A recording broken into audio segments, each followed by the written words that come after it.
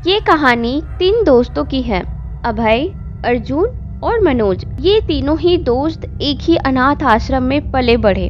बचपन से ही इनमें काफी गहरी दोस्ती रही है, इतने कि समय आने पर ये एक दूसरे के लिए अपनी जान भी दे सकते हैं। ये तीनों ही दोस्त इस वक्त मुंबई की जानी मानी कंपनी में एक अच्छे पद पे काम कर रहे हैं। इन्हें जब भी अपने जॉब से कुछ दिनों की छुट्टी मिलती तो यह तीनों निकल पड़ते शहर से कहीं दूर, एडवेंचर और हैप्पीनेस से भरी एक जर्नी के लिए। कभी ये ऐतिहासिक दर्शनीय स्थलों पर जाते तो कभी जंगलों के बीच जाकर प्रकृति को करीब से निहारते और कभी कभी ये पर्वतारोहण जैसे साहसी और रोमांच से भरपूर रहने वाला सफर भी करते। ऐसे ही एक साहस और रोमांच से भरी हुई जर्नी को एंजॉय करने के लिए वो शहर से दूर कालीपुर नामक एक जगह पर आए हुए थे। ये इलाका पूरी तरह से पहाड़ों और घने जंगलों से घिरा हुआ था। इस जगह पर इक्का दुक्का लोगों की ही रहदारी थी। इसके अतिरिक्त इस इलाके में एक आलीशान फार्म हाउस भी था, जिसे इन दोस्तों ने 2-3 दिन के लिए रेंट पर ले लिया था, क्योंकि इन्हें जिस कालू पर्वत पर पर्वतारोहण के लिए जाना था वो कालू पर्वत इस फार्म हाउस से काफी नजदीक पड़ता था। लेकिन इन्हें एक बात का पता नहीं था कि यह फार्म हाउस में भूत रहते हैं, और उन्हें ये भी नहीं पता था कि ये फार्म हाउस में नहीं बल्कि मौत के मुंह में रहने आए हैं, जिसका एहसास उन्हें कुछ ही पलों में होने वाला था। शाम के ठीक 5 बज रहे थे। एक लंबा सफर तय करने के बाद वो तीनों दोस्त अब फार्म हाउस पहुंच चुके थे। यहाँ आने पर वो तीनों बंगलों के सामने खड़े होकर बंगले की खूबसूरती को निहारने लगे। बंगलों के चारों ओर बिखरी हरियाली और ओपन स्पेस बंगलों की खूबसूरती में 4 चांद लगा रहे थे। यह बंगलो लगभग 1000 गज के एरिया में फैला हुआ था। बंगलों के दाहिनी ओर एक बड़ी सी फूलों का बाग लगी हुई थी, जहाँ से मनमोहक खुशबू आ रही थी। उस बंगलों के आसपास दूसरा कोई मकान नहीं था। इस वक्त वह तीनों बंगलों के मेन गेट पर खड़े थे। कुछ देर तक वो उस घर को और उसके आसपास की खूबसूरती को निहारने लगे, और फिर थोड़ी देर बाद अर्जुन ने अपने जेब से एक चाबी निकाली और मेन गेट के ताले को खोल दिया। उसने अपने दोनों हाथों से गेट को अंदर की ओर धकेला और एक कर्कश आवाज के साथ गेट खुल गया। अगले ही पल वो तीनों अपने अपने कंधों पर बैग को रखकर बंगलों के अंदर दाखिल हो गए। अंदर जाते ही अभय ने प्रसन्नता पूर्वक अपने दोस्तों से कहा, यार यह तो वाकई में काफी बढ़िया बंगलो है। इतना खूबसूरत बंगलो मैंने आज तक नहीं देखी।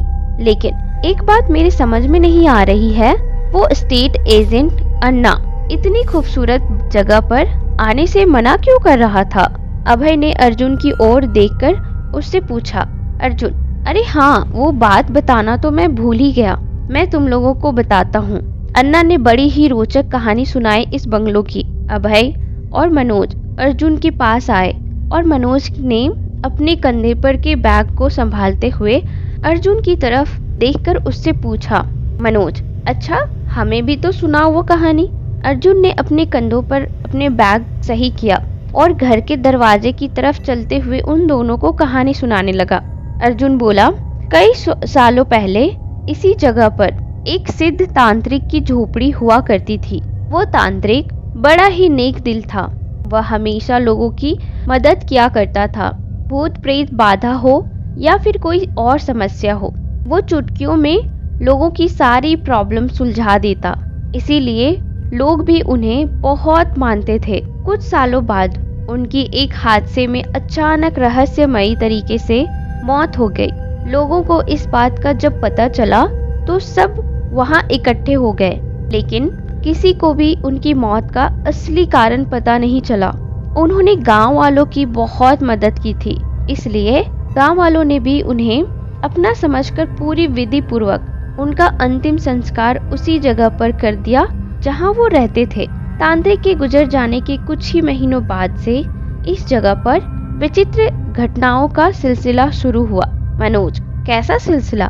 मनोज ने बहुत ही एक्साइटमेंट के साथ अर्जुन से पूछा। अर्जुन, हर अमावस्या की रात को जो भी युवा पुरुष इस इलाके से गुजरता वह रहस्यमय तरीके से गायब हो जाता, और जो लोग आज तक गायब हुए हैं वह कभी वापस लौटकर नहीं आए। यहाँ के स्थानीय लोगों ने पुलिस प्रशासन को और फॉरेस्ट डिपार्टमेंट के लोगों की मदद से खोए हुए लोगों को ढूंढने की बहुत कोशिश की, लेकिन उनके हाथ कुछ नहीं लगा। समय बीतता गया और हर अमावस्या की रात को एक युवा पुरुषों का गायब होने का सिलसिला चलता रहा। लोगों ने अपने अंदर डर फैला लिया कि यहाँ पर जरूर किसी भूत प्रेत का वास है और वही लोगों को रहस्यमय तरीके से गायब कर रहा है। कुछ सालों बाद लोगों ने यहाँ से गुजरना पूरी तरह से बंद कर दिया। कुछ 20 साल पहले की बात है। शहर के एक जाने माने बिजनेसमैन ने इस जगह को खरीदकर यहाँ पर अपना ये आलीशान फार्म हाउस बना दिया। वह बिजनेसमैन जब अपनी फैमिली के साथ पहली बार यहाँ रहने आया तो एक रात को उसका 20 साल का लड़का अचानक ही गायब हो गया। उसने अपनी पूरी ताकत लगा दी अपने बच्चे को ढूंढने के लिए, लेकिन वो अपने बच्चे को ढूंढने में नाकामयाब रहा। तब से वो और उसकी फैमिली कभी यहाँ वापस लौट कर नहीं आई और उन्होंने बंगलों की सारी जिम्मेदारियां अन्ना को दे दी, और तब से वही इस बंगलों की देखरेख कर रहा है। वह तो मुझे बंगलों की चाबी देने के लिए भी रेडी नहीं था, पर मैंने ले लिया। मनोज, अच्छा तो फिर तुम्हारे हाथ में ये चाबी आई कैसे? इस पर अर्जुन ने मुस्कुराते हुए मनोज से कहा, वह तो अन्ना की मेरी एक्स गर्लफ्रेंड बहुत दिनों से नजर थी। वो कब से उसका नंबर मांग रहा था। आज मैंने उसकी ये इच्छा पूरी कर दी और उसने मुझे बंगलों की चाबी दे दी। अर्जुन के इस बात पर अर्जुन और मनोज दोनों ही ठहाके लगाकर हंस रहे थे। मनोज, हा हा हा हा भाई, सही टाइम पर सही दाव खेला है तूने। इतिहास गवाह है, लड़की के चक्कर में तो बड़ी बड़ी हस्तियां डूब गई, फिर ये हमारा अन्ना किस खेत की मूली है। हा हा हा हा। अर्जुन और मनोज इस वक्त बातें करते करते घर के दरवाजे के पास पहुंच चुके थे। वह दोनों दरवाजे के पास खड़े होकर हंसते हुए बातें ही कर रहे थे कि तभी उनका ध्यान उनसे 20 कदम की दूरी पर खड़े हुए अभय पर चला जाता है। अभय डर के मारे एक ही जगह पर जम सा जाता है। अर्जुन और मनोज ने अभय को जब एक ही जगह पर खंभे की तरह खड़ा हुआ देखा तो उन्होंने उसे जोर से आवाज लगाई, अर्जुन, अभय। मनोज, यार अभय, वहाँ क्या कर रहा है तू? मनोज और अर्जुन की आवाज सुनकर अभय झटके से होश में आया। अभय दौड़ते हुए उन दोनों के पास पहुंचा और थोड़ा गुस्सा होते हुए अर्जुन से पूछा, जब तू जानता था कि यहाँ पर कितना बड़ा खतरा है तो क्यों हमें यहाँ तू लेकर आया? नहीं नहीं, देखो भाई लोग, मुझे लगता है कि यहाँ पर रहना हमारे लिए सेफ नहीं है। हमें यहाँ से निकल जाना चाहिए। हम कहीं और चलते हैं ना? अभय ने उन दोनों से कहा। अभय की बात सुनकर मनोज ने तंज कसते हुए कहा, क्यों, तेरी फटके हाथ में आ गई? कितना फट्टू है बे तू? मनोज ने मजाकिया अंदाज में अभय की ओर उंगली करते हुए कहा। मनोज के इतना कहते ही अर्जुन और मनोज दोनों जोर जोर से हंसने लग गए। अभय, अबे ये मूंगफली के छिलके, मैं कोई डर नहीं रहा हूँ, मैं बस इतना कह रहा हूँ कि क्यों किसी फालतू के पंगे में पड़ना? अभय ने मनोज से कहा। अर्जुन, अरे मेरे भाई, ये सिर्फ मनगढ़ंत कहानी है और कुछ नहीं। आज के मॉडर्न जमाने में भी तो इन भूत प्रेतों की तकिया सुनी बातों पर यकीन करता है? अर्जुन ने अभय से कहा। अभय, अच्छा तुझे ये बातें तकियानूसी लगती है तो तू मुझे एक बात बता, आज तक जो लोग यहाँ से गायब हुए हैं वह मिले क्यों नहीं, और उन्हें इस तरह से गायब कौन कर रहा है? अर्जुन, अरे हो सकता है कि इसमें किसी गैंग का हाथ है जो गांव के भोले भाले लोगों को अगवा करके उनके शरीर के अंगों को बेचने का धंधा करते हो, या फिर इसी तरह का कोई और कारण हो सकता है। लेकिन मैं इस बात को कतई मानने को तैयार नहीं कि लोगों के गायब होने के पीछे किसी भूत प्रेत का हाथ है। इसीलिए खाली पिल्ली डर मत और घर के अंदर चल। अर्जुन ने अभय से कहा। लेकिन भाई, समझने की कोशिश कर।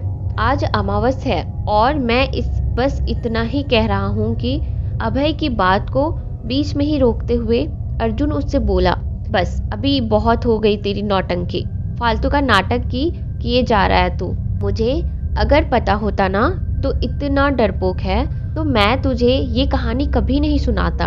अर्जुन की ये बात अभय को थोड़ी अच्छी नहीं लगी। उसने तुरंत अर्जुन से कहा, मैं कोई डरपोक नहीं हूँ, ठीक है चलो अंदर, जो होगा देखा जाएगा। अभय ने हिम्मत करते हुए उन दोनों से ये बात कह तो दी थी, लेकिन अंदर ही अंदर उसे अजीब सा महसूस हो रहा था। उसे अनहोनी के होने की आशंका हो रही थी। मनोज, अर्जुन और अभय, वो तीनों इस वक्त घर का दरवाजा खोलकर अंदर आ चुके थे। घर अंदर से भी काफी आलीशान था। घर के अंदर आते ही अर्जुन मनोज और अभय तरफ पलट कर देखा और उसने कहा, तुम दोनों घर की थोड़ी साफ सफाई कर लो, तब तक मैं रात का खाना बना लेता हूँ। मनोज, ठीक है भाई। वो तीनों अपना अपना काम करने लग गए। थोड़ी ही देर में मनोज और अभय का सफाई का काम पूरा हो चुका था और इधर किचन के अंदर अर्जुन ने भी खाना बना लिया था। रात के 8 बज रहे थे। अभय, अर्जुन और मनोज तीनों इस वक्त खाना बनाने के लिए डाइनिंग टेबल पर बैठ चुके थे। अभय ने खाना परोसने के लिए अपने सामने रखे बर्तन के ऊपर से ढक्कन हटाया तो उसके अंदर रखे खाने को देखकर वह हैरान रह गया। उसके माथे से पसीना छूटने लगा था। उसने अपनी डर से कांपती हुई आवाज से अर्जुन से पूछा, अर्जुन तूने ये खाने में क्या बना डाला भाई? चिकन टिक्का बनाया है? क्यों, कोई प्रॉब्लम है क्या?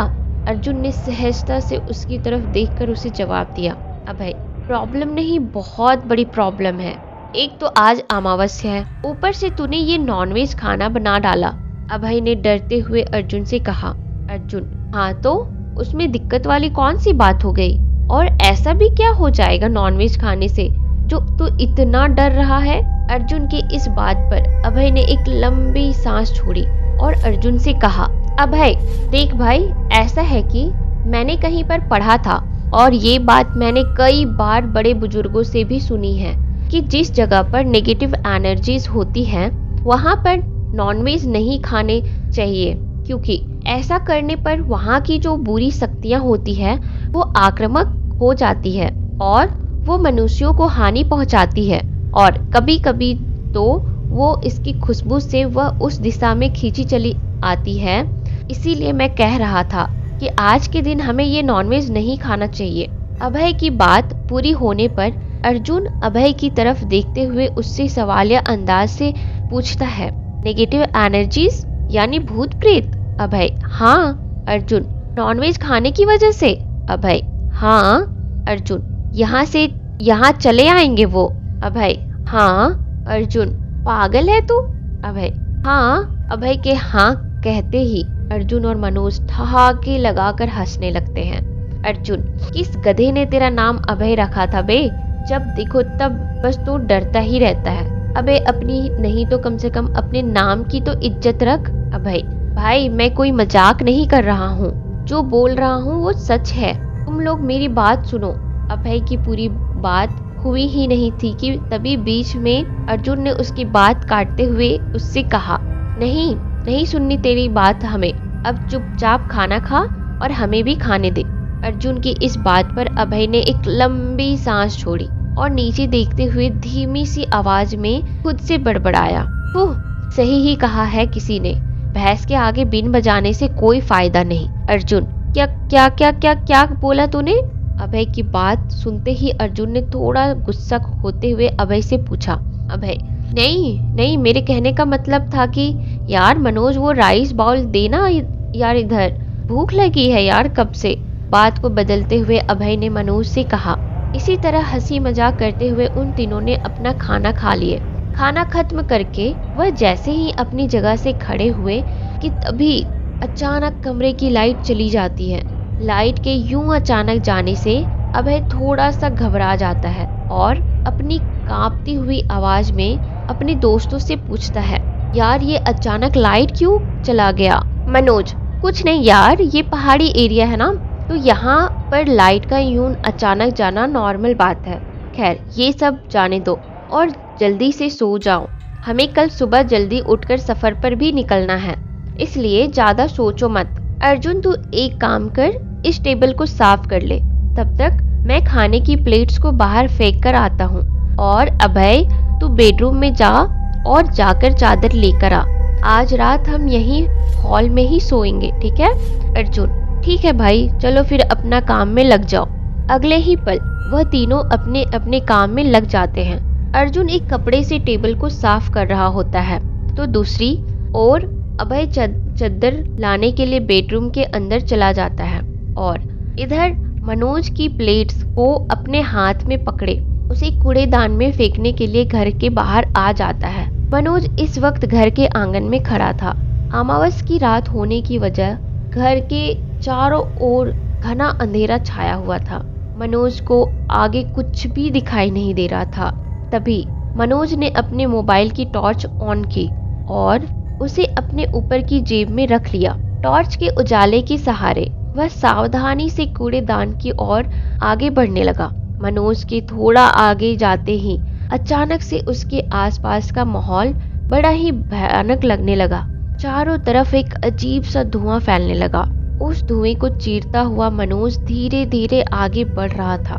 मनोज जैसे जैसे अपना एक एक कदम आगे बढ़ा रहा था वैसे वैसे उसे किसी और के कदमों की आहट सुनाई दे रही थी। उसे ऐसा लग रहा था मानो जैसे उसका कोई पीछा कर रहा हो। मनोज बार बार पीछे मुड़कर देखता था लेकिन उसे कोई पीछे दिखाई नहीं देता था। मनोज को अब अंदर ही अंदर काफी डर लग रहा था। वह तेजी से अपने कदमों को बढ़ाते हुए कूड़ेदान की तरफ पहुंचा और अपने हाथ में पकड़े कूड़े को कूड़ेदान में फेंकने ही वाला था कि तभी उसके पीछे से तेजी से एक काला साया गुजरा।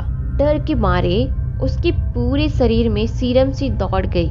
उसने झट से पीछे मुड़कर देखा लेकिन इस बार भी उसे अपने पीछे कोई नहीं दिखाई दिया। वह खुद से डरते हुए बोला, मनोज शायद हवा का कोई झोंका गुजरा होगा, मैं अभी ना खामखा डर रहा हूँ। मनोज को जब पीछे कोई नहीं दिखाई दिया तो उसने दोबारा से कूड़ेदान की तरफ पलटकर उसमें कूड़ा फेंक दिया। कूड़ा फेंक कर जैसे ही वह पीछे मुड़ा उसके सामने एक भयानक चेहरे वाली चुड़ैल खड़ी थी। इसके चेहरे से खून टपक रहा था। लाल आंखें से ही घूर रही थी। उसके लंबे लंबे काले दांत बाहर की ओर निकले हुए थे।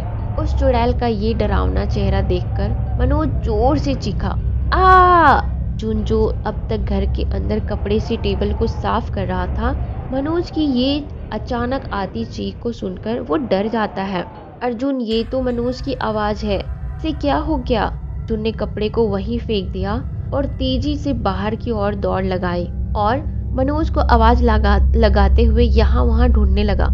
अर्जुन, मनोज मनोज मनोज कहाँ पर है तू? अर्जुन मनोज को जोर जोर से आवाज लगाकर उसे चारों तरफ ढूंढने लगा लेकिन उसे मनोज कहीं नहीं मिला। वो अभी मनोज को ढूंढ रहा था कि तभी उसे घर के अंदर से अभय की जोर से चीखने की आवाज सुनाई दी थी। अभय की आवाज सुनते ही अर्जुन तेजी से घर के अंदर दौड़ा। अर्जुन, अभय अभय, ये क्या हो रहा है? पहले मनोज और अब तू, अचानक कहाँ गायब हो गए हो तुम दोनों? अर्जुन उन दोनों को ढूंढने की बहुत कोशिश करता है लेकिन उनका कुछ भी पता नहीं चलता। अंत में थक हार कर वो घर के हॉल में आकर बैठ जाता है। उसे ये समझ में नहीं आ रहा था कि ये दोनों अचानक गए तो गए कहाँ। वो ये सब सोच रहा था कि तभी उसके पीछे से तेजी से एक काला साया गुजरा। अर्जुन के पूरे शरीर में एक सनसनी सी दौड़ गई। वो झटके से अपनी जगह से उठ गया और खड़ा हो गया और जब पीछे मुड़ा धीरे से अपना एक कदम आगे रखा और हकलाते हुए आवाज लगाई, अर्जुन कौन है? मुझे ऐसे क्यों परेशान कर रहे हो? मैं पूछता हूँ कौन है? देखो तुम कोई भी हो सामने आओ। सामने से कोई जवाब नहीं आता। अर्जुन अपनी नजरों को हॉल में चारों तरफ घुमाता है। हॉल में चारों ओर एक अजीब सा सन्नाटा पसरा हुआ था। तभी अचानक से हॉल में कहीं से हल्का हल्का धुआं आने लगता है। धुएं ही की वजह से अर्जुन को कुछ भी साफ साफ दिखाई नहीं दे रहा था। अपने आंखों के सामने आए धुएं को अर्जुन अपने हाथों से हटाने लगा।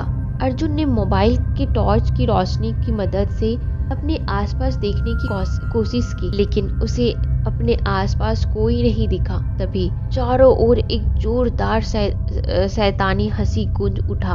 हा हा हा हा हा हा। ये हंसी सुनकर अर्जुन के हाथ और पैर कांपने लगे। उसका दिल काफी जोरों से धड़कने लगा। वह अपनी मुंडी को चारों तरफ घुमाकर देखने लगा कि ये आवाज कहाँ से आ रही है, लेकिन सिवाय खौफनाक हंसी उसे कुछ भी दिखाई नहीं दे रहा था।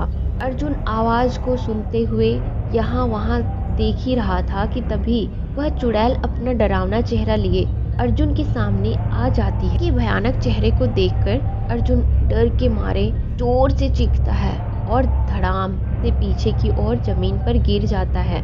नीचे गिरते समय उसका मोबाइल उसके हाथ से छूटकर चुड़ैल के पैरों की तरफ चला जाता है। मोबाइल उस चुड़ैल के पैरों के पास उल्टा गिरा हुआ था, जिस वजह से मोबाइल के टॉर्च का उजाला सीधा उस चुड़ैल के शरीर पर आ रहा था। वह चुड़ैल जमीन से 4 फीट हवा में उड़ रही थी। उस चुड़ैल ने सफेद साड़ी पहनी हुई थी, उसके बाल खुले हुए थे और वो हवा में लहरा रहे थे। टॉर्च के उजाले में उस चुड़ैल का विभत्य रूप और भयानक दिख रही थी। अर्जुन ने आज से पहले कभी भी इतना भयानक मंजर अपने लाइफ में नहीं देखा था। उसका पूरा शरीर डर के मारे कांपने लगा था। उसका दिल काफी जोरों से धड़क रहा था। अपनी डर से लड़खड़ाती आवाज में उसने चुड़ैल से पूछा, कौन हो तुम और मेरे पीछे क्यों पड़ी हो? वह चुड़ैल शैतानी हंसी हंसते हुए बोली, हा हा हा हा, मैं तुम्हारी मौत हूँ। मैं सालों से तुम जैसे किसी युवा पुरुषों का यहाँ इंतजार कर रही थी, ताकि मैं उनकी बलि देकर अपनी शक्तियों को बढ़ा सकूं, और आज मेरी वो इच्छा तुम पूरी करने वाले हो। हा हा हा हा। बलि का नाम सुनते ही अर्जुन का पूरा शरीर डर से कांप उठा। वह वहां से तेजी से भागना चाहता था, लेकिन डर के मारे उसके हाथ पैर वहीं जम चुके थे। वह चाहकर भी कुछ नहीं कर पा रहा था कि आंखों के आगे अचानक से उसके बचपन से लेकर अब तक की सारी यादें घूमने लगी। तभी उसे अपने दोस्तों की भी याद आई। उसे लगा कि कहीं उसके दोस्तों को भी इसी चुड़ैल ने ही तो नहीं गायब किया ना। जैसे ही उसके मन में ये विचार आया, उसने थोड़ी हिम्मत करते हुए अपनी कांपती हुई आवाज में उस चुड़ैल से पूछा, क्या मेरे दोस्तों को भी तुमने ही गायब किया है? अर्जुन की बात सुनते ही वह चुड़ैल गहरी आवाज में बोली, हाँ, मैंने ही उन्हें गायब किया है और इस वक्त वो दोनों मेरे ही कैद में हैं और आज रात 3 बजे ही मैं उन दोनों की बलि दे दूंगी। हा हा हा हा हा हा। अर्जुन ने जब सुना कि उसके दोस्तों के साथ क्या होने वाला है, तो वह डर से कांप गया। ने गिड़गिड़ाते हुए उस चुड़ैल से अपने दोस्तों की जान की भीख मांगी। अर्जुन, क्या बलि? नहीं नहीं नहीं, प्लीज उन्हें छोड़ दो, उन्हें छोड़ दो प्लीज। तुम चाहो तो मेरी जान ले लो, लेकिन उन्हें छोड़ दो। चुड़ैल, बेवकूफ लड़के, तुम्हें क्या लगा कि मैं तुम्हें जिंदा छोड़ दूंगी? नहीं, मैं तुम तीनों की बलि देने वाली हूँ, तुम तीनों की बलि। हा हा हा हा। अर्जुन, नहीं नहीं नहीं नहीं, हमें जाने दो, प्लीज जाने दो। हम वादा करते हैं कि हम कभी यहाँ वापस लौट कर नहीं आएंगे। जाने दो हमें, प्लीज छोड़ दो। अर्जुन हाथ जोड़ते हुए उसी बल बैठकर रोते बिलखते हुए उस चुड़ैल से कहता है। अर्जुन की यह बात सुनकर वह चुड़ैल थोड़ी देर चुप हो जाती है। उस चेहरे पर हंसी की जगह अचानक से शैतानी भाव उभरने लगते हैं। ऐसा लग रहा था मानो जैसे उसके दिमाग कोई शैतानी योजना चल रही हो। उसने अर्जुन की ओर देखा और एक शैतानी भाव के साथ अर्जुन से कहा, ठीक है, अगर तुम चाहते हो कि मैं तुम्हें और तुम्हारे दोस्तों को जिंदा छोड़ दूं, मेरा एक खेल खेलना होगा। आप जो बोलोगी मैं वो करने को तैयार हूँ, बस हमें प्लीज छोड़ दो। अर्जुन उस चुड़ैल के सामने अपने घुटने के बल बैठ करके हाथ जोड़ते हुए उससे कहता है। चुड़ैल, हा हा हा हा, छोड़ दूंगी, जरूर छोड़ दूंगी। खेल पूरा होने के बाद मैं तुम लोगों को जरूर छोड़ दूंगी, लेकिन खेल शुरू हो इससे पहले खेल के बारे में कुछ बातें तो जान लो। ये खेल मौत से भी भयानक है। इस खेल में कदम कदम पर एक भयानक मौत लिखी हुई है। अगर इस खेल के अंदर मारे गए तो मरने के बाद तुम्हारी आत्मा वहीं तड़पती रह जाएगी, से कभी मुक्ति नहीं मिलेगी। बताओ तो फिर खेलोगे ये खूनी खेल, या फिर चढ़ा दो तुम तीनों की बलि अपने शैतान को। अर्जुन उसकी बात सुनकर अपनी जगह से उठ खड़ा होता है और थोड़ी हिम्मत जुटाते हुए उस चुड़ैल से कहता है, मैं अपनी और अपने दोस्तों की जान बचाने के लिए मैं कुछ भी करने के लिए तैयार हूँ। आप बताइए कि मुझे क्या करना है। चुड़ैल, बहुत अच्छे, मुझे तुम्हारा ये जोश और दोस्ती के प्रति लगाव पसंद आया। ध्यान से सुनो फिर, तुम्हें क्या करना है। इस खेल के 3 पड़ाव होंगे। हर पड़ाव के अंत में तुम्हें एक पहेली को सुलझाना होगा। उसे सुलझाने के बाद ही तुम खेल के अगले पड़ाव में जा पाओगे। खेल के तीनों ही पड़ाव में सफल होने के लिए तुम्हें अपने साहस और बुद्धि का प्रमाण देना होगा। खेल के अंत में तुम्हारे हाथों में जो तलवार होगी वह चमकने लगेगी। तब तुम मुझे वो तलवार दे देना और मैं तुम्हें और तुम्हारे दोस्तों को जिंदा छोड़ दूंगा। कहो तो फिर तैयार हो ये खूनी खेल खेलने के लिए। अर्जुन, हाँ मैं तैयार हूँ। उसकी हाँ में डर साफ झलक रहा था, फिर भी उसने हिम्मत दिखाते हुए खेल को खेलने के लिए अपनी हामी भर दी, क्योंकि उसके पास अपनी और अपनी दोस्तों की जान बचाने का दूसरा कोई रास्ता नहीं था। चुड़ैल, तो शुरू होता है खेल का पहला पड़ाव। तुम्हें मैं अपने जादू से एक मायावी दरवाजे के पास भेज दूंगी। दरवाजे के पास उस पार तुम्हें एक तलवार मिलेगी। तलवार को लेकर तुम्हें फिर से उसी दरवाजे से बाहर आना है, क्योंकि वहां से बाहर आने का दूसरा कोई रास्ता नहीं है। बाहर आते ही उस तलवार की नोक को जमीन पर मारना। ऐसा करते ही तुम यहाँ सुरक्षित पहुँच जाओगे। लेकिन अर्जुन, लेकिन क्या?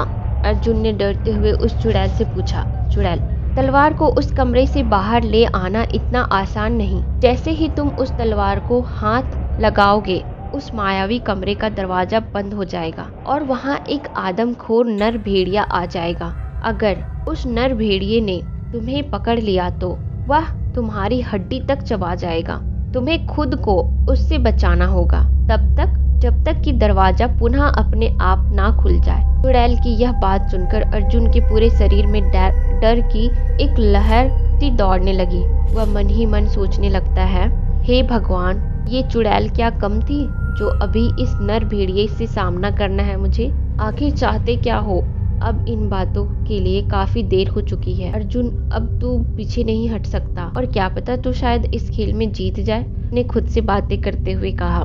यही सब अपने मन में सोचते हुए अर्जुन आखिरकार खेल को शुरू करने के लिए अपनी हामी भर देता है। अर्जुन के हाँ कहते ही वह चुड़ैल उसके ऊपर से अपना हाथ घुमाती है। चुड़ैल के ऐसा करते ही अगले ही पल अर्जुन अपने आप को किसी दरवाजे के बाहर खड़ा हुआ पाता है। वो अपने चारों ओर खून देखने लगता है। उसके पीछे की तरफ कभी भी खत्म ना होने वाला अंधेरा था और आगे की ओर एक बड़ा सा दरवाजा था। उस दरवाजे के दोनों तरफ एक एक मसाल जल रही थी। मसाल के उजाले की वजह से दरवाजा और उसके ऊपर बनी आकृति साफ दिखाई दे रही थी। दरवाजे को देखकर साफ कहा जा सकता था कि वह बहुत प्राचीन है। उसने अपने दोनों हाथों से धीरे से दरवाजा को खोला। कर्कश आवाज करते हुए दरवाजा खुल गया। दरवाजा खुलते ही उसने कमरे में चारों ओर देखा। कमरे की चारों दीवारें लगभग 20 फीट ऊंची थी।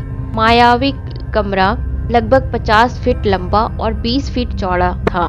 कमरे में सिर्फ 2 मसाले जल रही थी, एक सामने की दीवार पर और दूसरे दरवाजे के ऊपर, जिस वजह से कमरे के कुछ हिस्सों में अभी भी अंधेरा कायम था। दरवाजे के बिल्कुल सामने की ओर 40 फीट की दूरी पर एक काला पत्थर रखा हुआ था। उस पत्थर पर एक तलवार रखी हुई थी जो चमक रही थी। अर्जुन को समझने में देर ना लगी कि यह वही तलवार है जिसे उसे लेकर जाना है। वह तलवार के पास धीरे धीरे सावधानी से कदम बढ़ाते हुए पहुंच गया। एक घूंट गले से नीचे उतारकर वह उस तलवार को छूने के लिए आगे बढ़ा।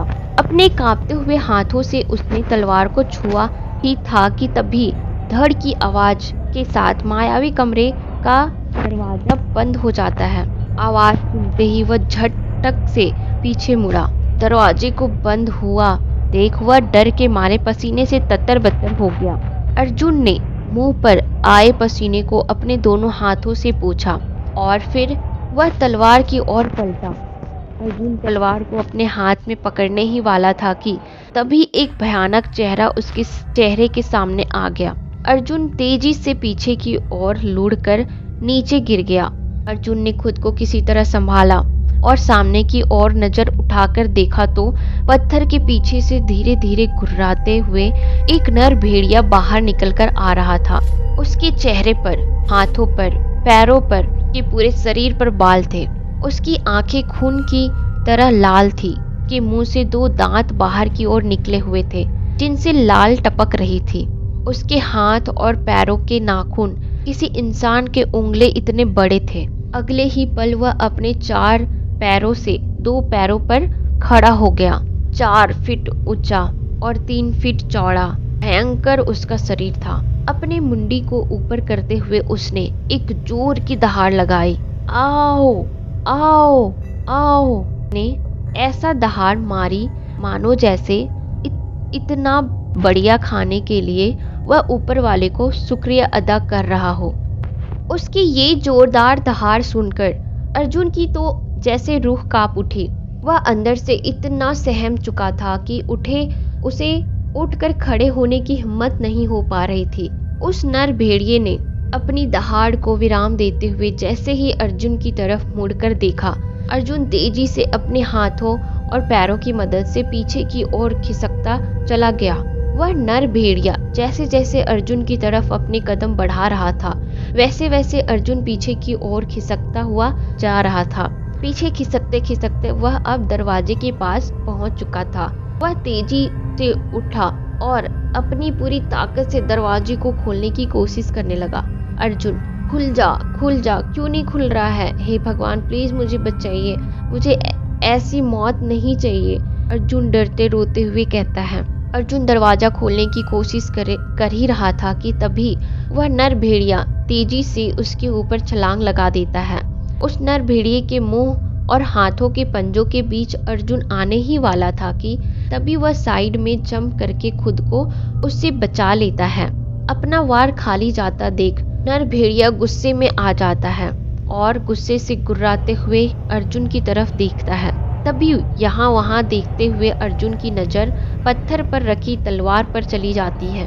तलवार पर नजर पड़ते ही वह तेजी से उठ खड़ा होकर तलवार की ओर दौड़ लगाता है और लपक कर तलवार को अपने हाथों में थाम लेता है। अर्जुन को ऐसा करते हुए देखते ही नर भेड़िया और गुस्से में आ जाता है। वह तेजी से अर्जुन की तरफ बढ़ता है और उसके ऊपर अपने पंजे से वार करने ही वाला था कि तभी अर्जुन उस तलवार की मदद से वो हाथ काट देता है। लेकिन अगले ही पल जो होता है उसे देखकर अर्जुन हैरान रह जाता है। उस नर भेड़िए का कटा हुआ सर, हाथ फिर से उग आता है।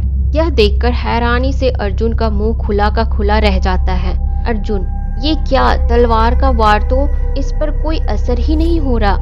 अब मैं क्या करूं? अर्जुन ये सब सोच ही रहा था कि तभी नर भेड़िया अर्जुन को उसकी गर्दन से पकड़कर उसे हवा में उछाल देता है। अर्जुन उसके एक ही वार से दूर जाकर धड़ाम से गिर जाता है। अर्जुन के हाथ पैरों में अभी काफी चोट लग चुकी थी। वह दर्द से कराह रहा था। उसके शरीर के कुछ हिस्सों से अब खून की धारा बह रही थी। किसी तरह वह खुद को संभालते हुए वह तलवार के सहारे उठ खड़ा हुआ और फिर हिम्मत करते हुए तलवार को अपने हाथों में लेकर नर भेड़िए की ओर दौड़ा और तलवार के वार से उसने नर भेड़िए के एक एक अंग को काट डाला। लेकिन अगले ही पल उसके शरीर के सारे अंग पुनः जुड़ने लग गए। यह देखकर अर्जुन हैरानी से 2 कदम पीछे हट गया और खुद से बोला, अर्जुन ये क्या कर रहा है? मैंने इसकी गर्दन काट दी, हाथ काट दिए, पैर काट दिए, के पेट को चीर कर रख दिए, लेकिन फिर भी ये हरामखोर मर ही नहीं रहा। आखिर इसे हराऊं कैसे? कहीं ऐसा तो नहीं कि ये इस तलवार का रक्षक है और शायद इसलिए तलवार के किसी भी वार का इस पर कोई असर नहीं हो रहा और जब तक मैं इस तलवार को यहाँ से बाहर नहीं ले जाता हूँ तब तक शायद ये मरेगा भी नहीं। अगर ऐसा है तो मुझे जल्दी से यहाँ से बाहर निकलना होगा, लेकिन कैसे और कहाँ से निकलूं? दरवाजा तो अभी भी बंद है। अर्जुन ये सब सोच ही रहा था कि तभी एक धम के आवाज के साथ दरवाजा खुल जाता है। अर्जुन जैसे ही देखता है कि दरवाजा खुल गया है तो वो तलवार को हाथों में लिए तेजी से दरवाजे की ओर दौड़ लगाता है, लेकिन वह दरवाजे के बाहर जाने ही वाला था कि तभी उसे एक जोरदार लात पड़ती है और वो फिर से दर्द से कराह उठता है। अर्जुन, ये तो नहा धो के मेरे पीछे पड़ गया है, अब मैं बाहर जाऊं तो जाऊं कैसे? हाँ, एक काम करता हूँ कि मैं फिर से इसके टुकड़े टुकड़े कर देता हूँ। जब तक ये पूरी तरह से ठीक हो जाएगा तब तक मैं इस दरवाजे से बाहर निकल जाऊंगा। अगले ही पल अर्जुन अपनी जगह से उठ खड़ा होता है और ठीक वैसे ही करता है जैसे कि उसने प्लान किया था। वो अपनी तलवार से उस नर भेड़िए के टुकड़े टुकड़े कर देता है और फिर तेजी से भागता हुआ उस दरवाजे के उस पार चला जाता है। जैसे ही वह दरवाजे के उस पार आ जाता है, दरवाजा फिर से धम की आवाज के साथ बंद हो जाता है। बाहर आते ही वह एक लंबी सांस छोड़ते हुए अपने आप से कहता है, हाँ, आज तो मैं मरते मरते बच गया। खेल का पहला ही पड़ाव अगर इतना भयंकर है तो पता नहीं आगे आने वाला पड़ाव और कितना भयंकर होगा। हे ऊपर वाले, आज तूने मुझे जैसी रक्षा की, बस इसी तरह आगे भी करते रहना। ये कहते हुए उसका ध्यान अचानक से उसके हाथ में पकड़ी तलवार पर चला जाता है। अर्जुन उस तलवार को ध्यान से देखने लग जाता है। उस तलवार में एक अद्भुत सी चमक थी। तलवार के हैंडल पर कई तरह के मंत्र लिखे हुए थे। तलवार के हैंडल से थोड़ा ऊपर की ओर एक लाइन में 3 खाने बने हुए थे। उसके 2 खाने खाली थे और एक खाने में काले कलर का पत्थर चढ़ा हुआ था। वह तलवार दिखने में असाधारण थी। उस असाधारण तलवार को देखकर अर्जुन के मन में कई तरह के सवाल उठने लगे। अर्जुन, मैंने आज तक ऐसी तलवार कभी नहीं देखी। आखिर ऐसी कौन सी खास बात होगी इस तलवार में जिसे पाने के लिए वह चुड़ैल हाथ आए बलि को भी जिंदा छोड़ने के लिए तैयार हो गई। खैर, इस वक्त मेरे लिए सबसे ज्यादा जरूरी है कि रात के 3 बजने से पहले सारे पड़ावों को पार करो और अपने दोस्तों की जान बचाओ। हाँ, यही सही होगा। लेकिन अब मैं यहाँ से वापस कैसे जाऊँ? हाँ, याद आया, क्या कहा था उस चुड़ैल ने कि तलवार मिलने के बाद उस तलवार को अपने दोनों हाथों से ऊपर उठाकर उसकी नोक को जोर से जमीन पर मार देना है। ऐसे करते ही तुम एक पल में यहाँ पहुँच जाओगे। हाँ, यही कहा था उसने। अर्जुन अगले ही पल ठीक वैसे ही करता है। तलवार की नोक को जमीन पर मारते ही अगले ही पल वो खुद को उस चुड़ैल के सामने पाता है। अर्जुन को सही सलामत देखकर वह चुड़ैल थोड़ी खुश हो जाती है और उससे कहती है, बहुत अच्छे अर्जुन, बहुत अच्छे, तुमने काफी अच्छा प्रदर्शन किया, लेकिन अभी खेल का पहला पड़ाव समाप्त नहीं हुआ है। तुम्हें अभी एक पहेली को भी सुलझाना होगा। उसे सुलझाने के बाद ही तुम खेल के अगले भाग में जा पाओगे। अर्जुन, और वो पहेली है क्या? चुड़ैल, वह पहेली क्या है यह मैं नहीं, वह तलवार में तुम्हें बताएगी। हाँ, वही तलवार जो तुमने अपने हाथों में पकड़ी हुई है। उस तलवार के हैंडल पर जो कालमणि लगी हुई है उस पर अपने खून की कुछ बूंदें छिड़क दो। अर्जुन ने अगले ही पल ठीक वैसे ही किया। खून की कुछ बूंदें उसने उस कालमणि पर डाल दी और उस पर अपने अंगूठे से रगड़ कर उसे ओपन किया। कि ऐसे करते ही अगले पल उस मणि से एक तेज रोशनी आई और देखते ही देखते वह बड़े बड़े अक्षरों में तब्दील हो गए। कुछ ही पल में उन अक्षरों ने एक पहेली का रूप ले लिया। अर्जुन ने गंभीरता से उस पहेली को पढ़ने की कोशिश की। पहेली कुछ इस प्रकार थी, अर्जुन, तुम्हारे हाथों में जो तलवार है, तुम्हें उस तलवार से अपने शरीर के 2 टुकड़े करने होंगे। क्या? दो टुकड़े करने होंगे मुझे अपने शरीर के? लेकिन यह कैसे संभव है? अर्जुन जैसे ही यह पढ़ता है कि उसे पहेली के अनुसार अपने शरीर के 2 टुकड़े करने हैं तो वो हैरान रह जाता है और अपनी डरी सहमी आवाज में उस चुड़ैल के दोबारा पूछता है, भला यह कैसी पहेली है? अगर मैंने अपने शरीर के 2 टुकड़े कर दिए तो मैं मर जाऊंगा, और अगर मैं मर गया तो खेल के अगले 2 पड़ाव का क्या? मेरे दोस्तों का क्या? उनकी जान कैसे बचेगी? अर्जुन की बात सुनकर वह चुड़ैल हंसते हुए बोली, हा हा हा हा, ये तो अब तुम्हारी समस्या है। खुद के दो टुकड़े करके तुम उन्हें अगर पुनः जोड़ पाओ तो तुम उन्हें जोड़ सकते हो, वरना तुम्हारी मौत तो आज तय है। और हाँ, एक बात का खास ध्यान रखना कि इस पहेली को सुलझाने के लिए तुम्हारे पास सिर्फ और सिर्फ आधे घंटे का समय है। आधे घंटे के अंदर अगर तुमने इस पहेली को नहीं सुलझाया या फिर पहेली का गलत जवाब दिया तो तुम्हारे हाथों में जो तलवार है वह तुमसे छुटकर हवा में उड़ने लगेगी और उड़ते हुए बिजली की फुर्ती से तुम्हारे सर को तुम्हारे धड़ से अलग कर देगी। ये सुनते ही अर्जुन की हालत तो ऐसी हो गई मानो जैसे काटो तो खून नहीं। उसका गला सूख गया था। डर के मारे उसके चेहरे से पसीने की बूंदें टपक रही थी। जैसे जैसे समय बीतता जा रहा था वैसे वैसे अर्जुन के दिल की धड़कनें बढ़ती जा रही थी। आधा घंटा खत्म होने में अब सिर्फ 5 मिनट का समय बाकी ही रह गया था, लेकिन अब भी अर्जुन को पहेली को बुझाने का कोई रास्ता दिखाई नहीं दे रहा था। क्या अर्जुन पहेली का जवाब दे पाएगा? और अगर उसने पहेली का जवाब गलत दे दिया तो क्या होगा? अगर वह मर गया तो उसके दोस्तों का क्या होगा? उस तलवार और उस चुड़ैल का क्या नाता है? आखिर क्या राज है उस तलवार का? क्या ये खूनी खेल अर्जुन की मौत के साथ यहीं पर खत्म होने वाला है? अर्जुन को पहेली सुलझाने के लिए जो समयावधि मिली थी उसे समाप्त होने में अब सिर्फ 5 मिनट का समय शेष रह गया था। वह अपने दिमाग के घोड़े दौड़ाते हुए उसे थोड़ी देर पहले नर भेड़िए की और उसके बीच हुई लड़ाई याद आ गई। उस लड़ाई को याद करते ही उसे उसके पहेली का जवाब भी मिल गया। पहेली का जवाब मिलते ही उसके माथे से चिंता की रेखाएं थोड़ी कम हुई।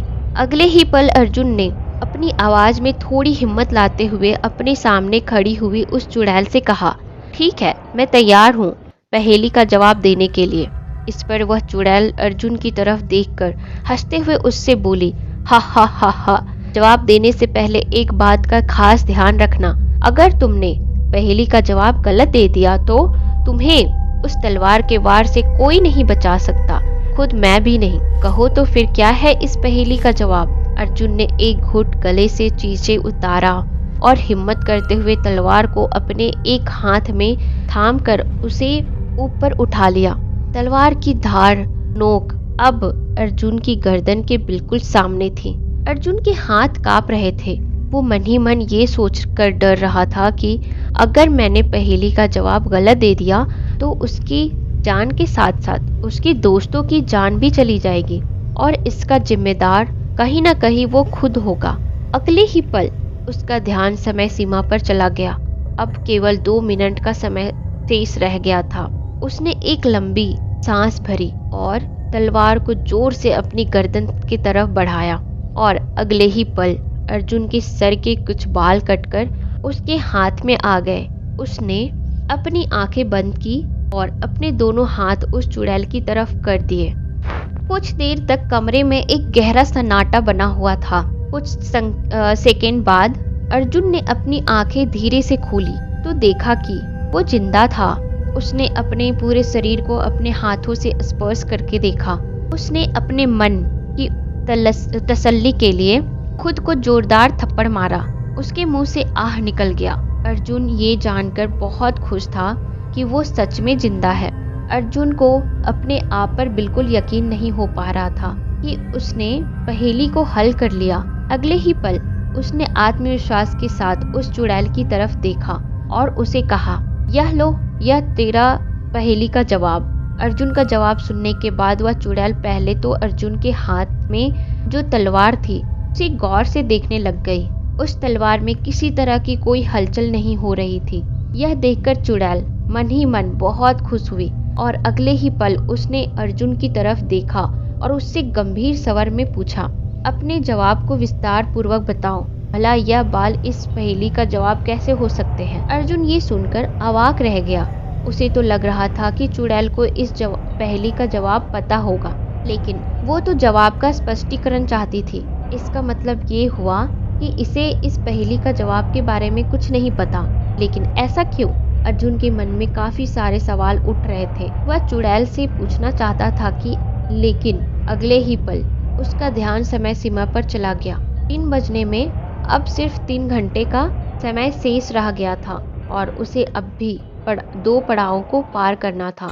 इसलिए उसने सवाल पूछने की बजाय जवाब देना उचित समझा। अर्जुन, पहेली में ये कहा गया था कि मुझे अपने शरीर के 2 टुकड़े करने हैं, लेकिन ये नहीं कहा गया था कि मुझे अपने शरीर को बीच में से काटकर उसके समान 2 टुकड़े करने हैं। इसलिए ये मेरे सर के कुछ कटे हुए बाल, जो कि थोड़ी देर पहले मेरे ही शरीर से जुड़े हुए थे, जिन्हें मैंने काटकर खुद से अलग कर दिया। इस तरह ये बाल मेरे शरीर का दूसरा टुकड़ा हुआ और पहला टुकड़ा मैं खुद। अर्जुन का स्पष्टीकरण सुन वह मन ही मन खुद से बड़बड़ाई, चुड़ैल, लगता है सालों बाद आज जाकर मेरी मनोकामना पूर्ण होगी। वह चुड़ैल मन ही मन बहुत खुश हुई और जोर से हंसते हुए अर्जुन से बोली, हा हा हा हा, बहुत अच्छे अर्जुन, बहुत अच्छे। मुझे यकीन है कि तुम अपने दोस्तों के प्राण अवश्य बचा लोगे। तुमने खेल का पहला पड़ाव पार कर लिया है। अब खेल के दूसरे पड़ाव की बारी। सुनो तो फिर कि मुझे इस बार क्या करना है। अब चुड़ैल खेल का दूसरा पड़ाव के बारे में बताने लगी अर्जुन को। तुम्हें एक बार फिर उस मायावी कमरे में जाना है और वहां से एक दिव्य लाल मणि लेकर आनी है। जैसे ही तुम्हें वह लाल मणि मिल जाए, उसे लेकर तुरंत उस दरवाजे से बाहर आ जाना। बाहर आते ही उस मणि को उस तलवार से जोड़ देना और फिर तलवार की नोक को जोरदार से जमीन पर मार देना, जिससे कि तुम पुनः यहाँ पहुँच जाओगे। लेकिन अर्जुन, लेकिन क्या इस बार फिर से किसी नई मुसीबत से सामना करना होगा मुझे? अर्जुन ने कांपते हुए आवाज में चुड़ैल से पूछा। चुड़ैल, अब यह तो तुम्हें वहां जाने पर ही पता चलेगा। हा हा हा हा, चुड़ैल ने हंसते हुए अर्जुन से कहा और अगले ही पल के ऊपर से अपना एक हाथ घुमाया। उसके ऐसा करते ही अर्जुन कमरे से गायब हो गया। अर्जुन ने खुद को अगले ही पल उस मायावी कमरे के बाहर खड़ा पाया। मायावी कमरे के का दरवाजा बंद था। अर्जुन ने अपने दोनों हाथ दरवाजे को खोलने के लिए ऊपर उठाए, लेकिन अगले ही पल उन्हें फिर से नीचे झटक दिया और रोती हुई आवाज में खुद से बुदबुदाया, ये कहाँ आकर फंस गया मैं? पता नहीं कब मेरी जान छूटेगी इस चुड़ैल और इसके इस खूनी खेल से। हे भगवान, कब कौन सी मुसीबत आ जाए इस दरवाजे के पीछे। प्लीज मेरी मदद कीजिए प्रभु, प्लीज मदद कीजिए। कुछ पल बाद अर्जुन ने खुद को किसी तरह संभाला और एक लंबी सांस अपनी छाती से भरते हुए दरवाजा की तरफ बढ़कर उसे अपने दोनों हाथों से अंदर की ओर धकेला। इधर बंगलों के अंदर चारों ओर एक जोरदार हंसी की आवाज गूंज रही थी। हा हा हा हा, हा हा हा हा, हा हा हा हा। मूर्ख मानव सोच रहा है कि तलवार मिल जाने के बाद मैं इसे जिंदा छोड़ दूंगी। नहीं, तुम्हारा मरना तो तय है। हेल मूर्ख मानव, मैं अगर हार गए तो तलवार तुम्हारे प्राण ले लेगी और अगर जीत गए तो उस तलवार से तुम्हारे प्राण मैं ले लूंगी। हा हा हा हा। और फिर तुम्हारे मरते ही उस भैरव तलवार की मदद से मैं पूरे विश्व पर राज करूंगी, पूरे विश्व पे। हा हा हा हा। इस तरफ दरवाजा खोलते समय अर्जुन का ध्यान अपनी कलाई पर पहनी घड़ी पर चला जाता है। घड़ी में रात के 1 बज रहे थे। इस तरफ दरवाजा खोलते समय अर्जुन का ध्यान अपनी कलाई पहनी घड़ी पर जाता है। घड़ी में रात के 1 बज रहे थे। क्या 1 बज गए? इसका मतलब मेरे पास अब सिर्फ 2 घंटे का समय रह गया है। मुझे जल्दी करना होगा। हाँ, ये कहते हुए अर्जुन ने दरवाजे के अंदर झांका तो अंदर सामने की और लाल रंग की कोई चीज जगमगा रही थी, जिसकी रोशनी से मायावी कमरा चमक रहा था। उसे देखते ही अर्जुन बोला, शायद यही है वह लाल मणि, लेकिन वह नर भेड़िया कहीं दिखाई नहीं दे रहा है। अच्छा होगा कि आगे भी दिखाई ना दे। ऐसा कहते हुए अर्जुन ने अपनी तलवार को कसकर अपने हाथों से थामा और कमरे के अंदर प्रवेश कर गया। अर्जुन के अंदर जाते ही कमरे का दरवाजा धड़ से बंद हो गया। आवाज सुनकर अर्जुन इस बार पीछे मुड़ा नहीं, क्योंकि वो जल्दी से लाल मणि लेकर उस कमरे से बाहर निकलना चाहता था, लेकिन उसने दरवाजे को नजरअंदाज कर दिया और आगे बढ़ गया। अर्जुन का पूरा ध्यान सिर्फ सामने मणि की ओर था। वह धीरे धीरे सावधानी से अपने कदम आगे बढ़ा रहा था। अर्जुन अभी 2 कदम आगे बढ़ा ही था कि तभी एक विशालकाय अजगर जमीन के अंदर से निकला और उसने अर्जुन के पूरे शरीर को अपने लपेटे में ले लिया। अर्जुन अपने बचाव के लिए कुछ कर पाता इससे पहले ही अजगर ने अपना वार उस पर कर दिया था। अर्जुन को संभलने का मौका भी नहीं मिला। वह अजगर लगभग 25 फीट लंबा और 3 फीट चौड़ा था। उसके पूरे शरीर पर काले और पीले रंग के चत्ते बने हुए थे। वह बड़ा ही भयानक दिख रहा था। अजगर ने अपने मुंह से 2 दांत बाहर की और जोर से घुराने लगा कि दहाड़ सुनकर अर्जुन के तो रोंगटे खड़े हो गए। उसके हाथ से तलवार छूटकर नीचे गिर गई। अर्जुन उसकी पकड़ से अपने आप को छुड़ाने के लिए छटपटाने लगा, लेकिन इसका कोई लाभ ना हुआ। उल्टा जैसे जैसे वह अपने आप को के पकड़ से छुड़ाने की कोशिश कर रहा था, वैसे वैसे ही वो ज्यादा कसता जा रहा था। धीरे धीरे कर अर्जुन की सांसें धीमी हो रही थी। उसकी आंखें बंद हो रही थी बार बार। अपने हड्डियों की कड़कड़ाने की आवाज अर्जुन साफ सुन पा रहा था। अर्जुन की आंखें अब धीरे धीरे बंद होने लगी थी और अगले ही पल अर्जुन धड़ाम से नीचे गिर गया। लेकिन जैसे ही वो नीचे गिरा, उसके हाथ किसी ठोस चीज से टकराया। अर्जुन को जब ये महसूस हुआ तो उसने किसी तरह अपनी उंगलियों के सहारे उस ठोस चीज को अपनी तरफ खींचकर उसे अपनी मुट्ठी में कसकर पकड़ लिया। उसे पकड़ते ही अर्जुन को ये आभास हो गया था कि ये ठोस चीज दूसरी कोई नहीं बल्कि यह वही अनोखी तलवार है।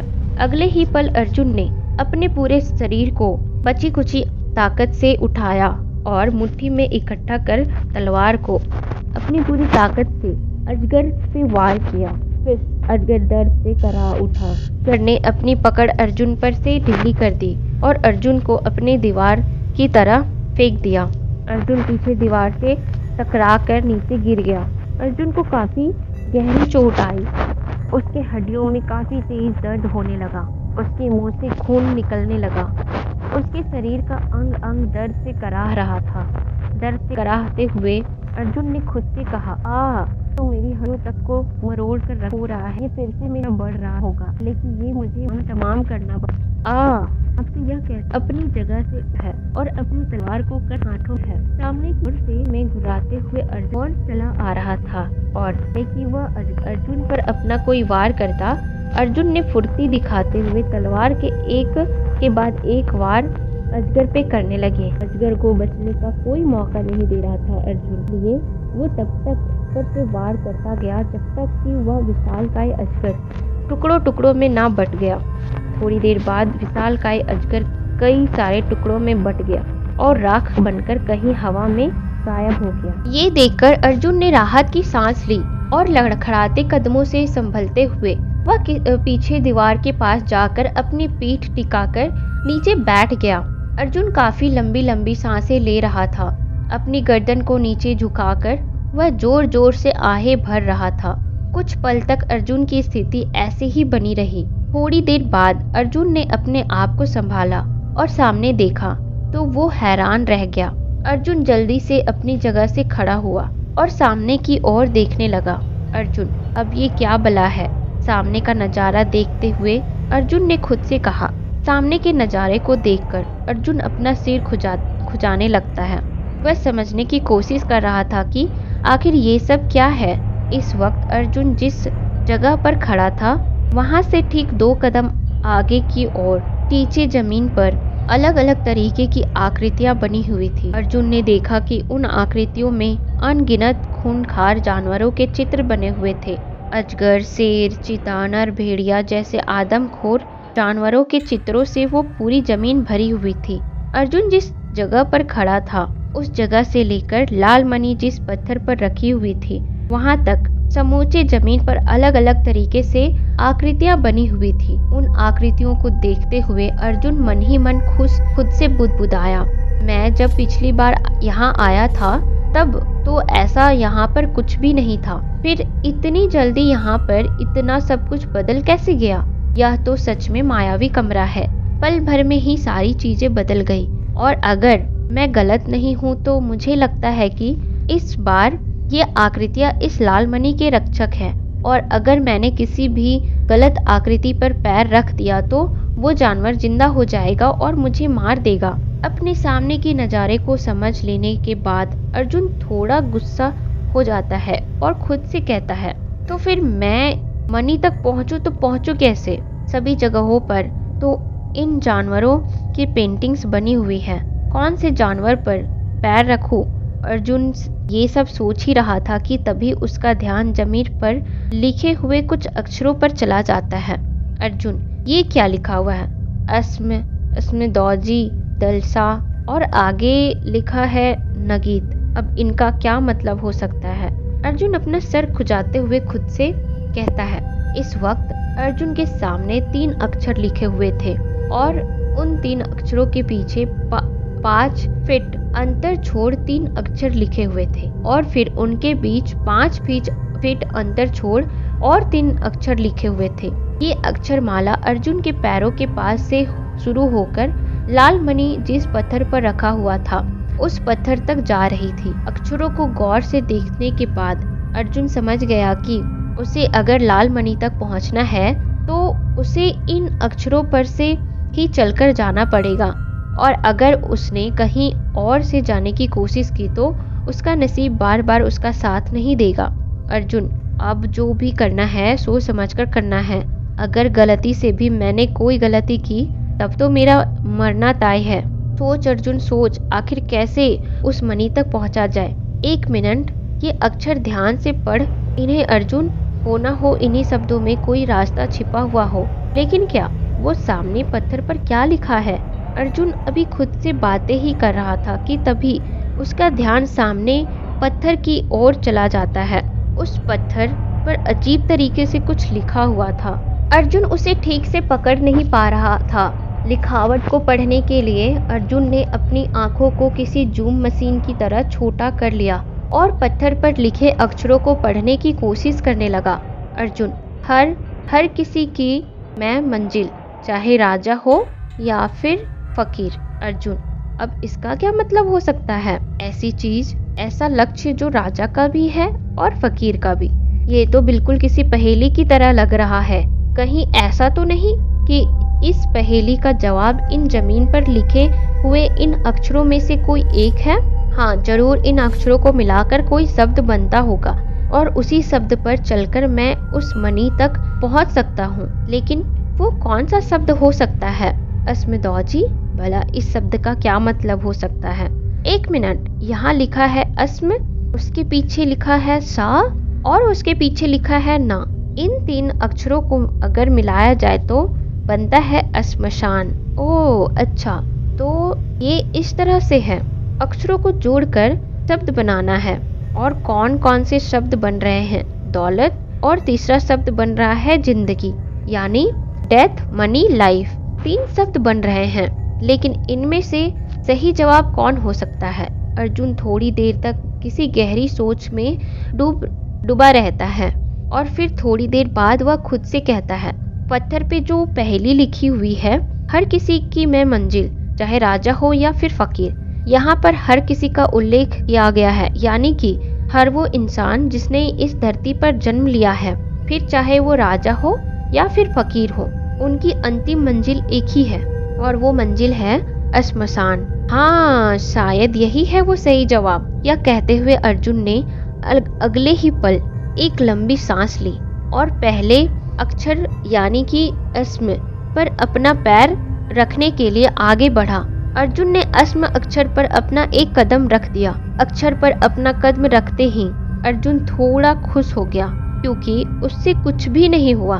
उसका अनुमान बिल्कुल सही था। उसने अगले ही पल आगे लिखे हुए अक्षर सा और फिर उसके बाद अक्षर ना पर कदम रखते हुए वह सफलतापूर्वक पत्थर तक पहुंच गया। वहां पहुंचते ही उसने लपक कर लाल मणि को अपने हाथों में थाम लिया। अर्जुन अपने हाथों की मुट्ठी को खोलकर मणि की सुंदरता को गौर से देखने लगा। तभी धड़ाम से दरवाजा खुलने की आवाज उसे सुनाई देती है। अर्जुन जैसे ही देखता है कि दरवाजा खुल गया है तो वो तेजी से दरवाजे की तरफ दौड़ लगाता है और सही सलामत दरवाजे के इस तरफ आ जाता है। अर्जुन अपने दोनों हाथ को अपने घुटनों पर टिकाकर और जोर जोर से हाफ लेने लगता है। थोड़ा देर रिलैक्स होने के बाद वो सीधा खड़ा होता है और मनी को गौर से देखते हुए मन ही मन सोचने लगता है, आखिर ऐसी कौन सी बात है इस मनी में जिसकी सुरक्षा के लिए इतना तामझाम किया गया है। कुछ तो बात जरूर है इस तलवार और इस मनी में। मुझे उस चुड़ैल से पूछना चाहिए, शायद वो मुझे कुछ बता दे।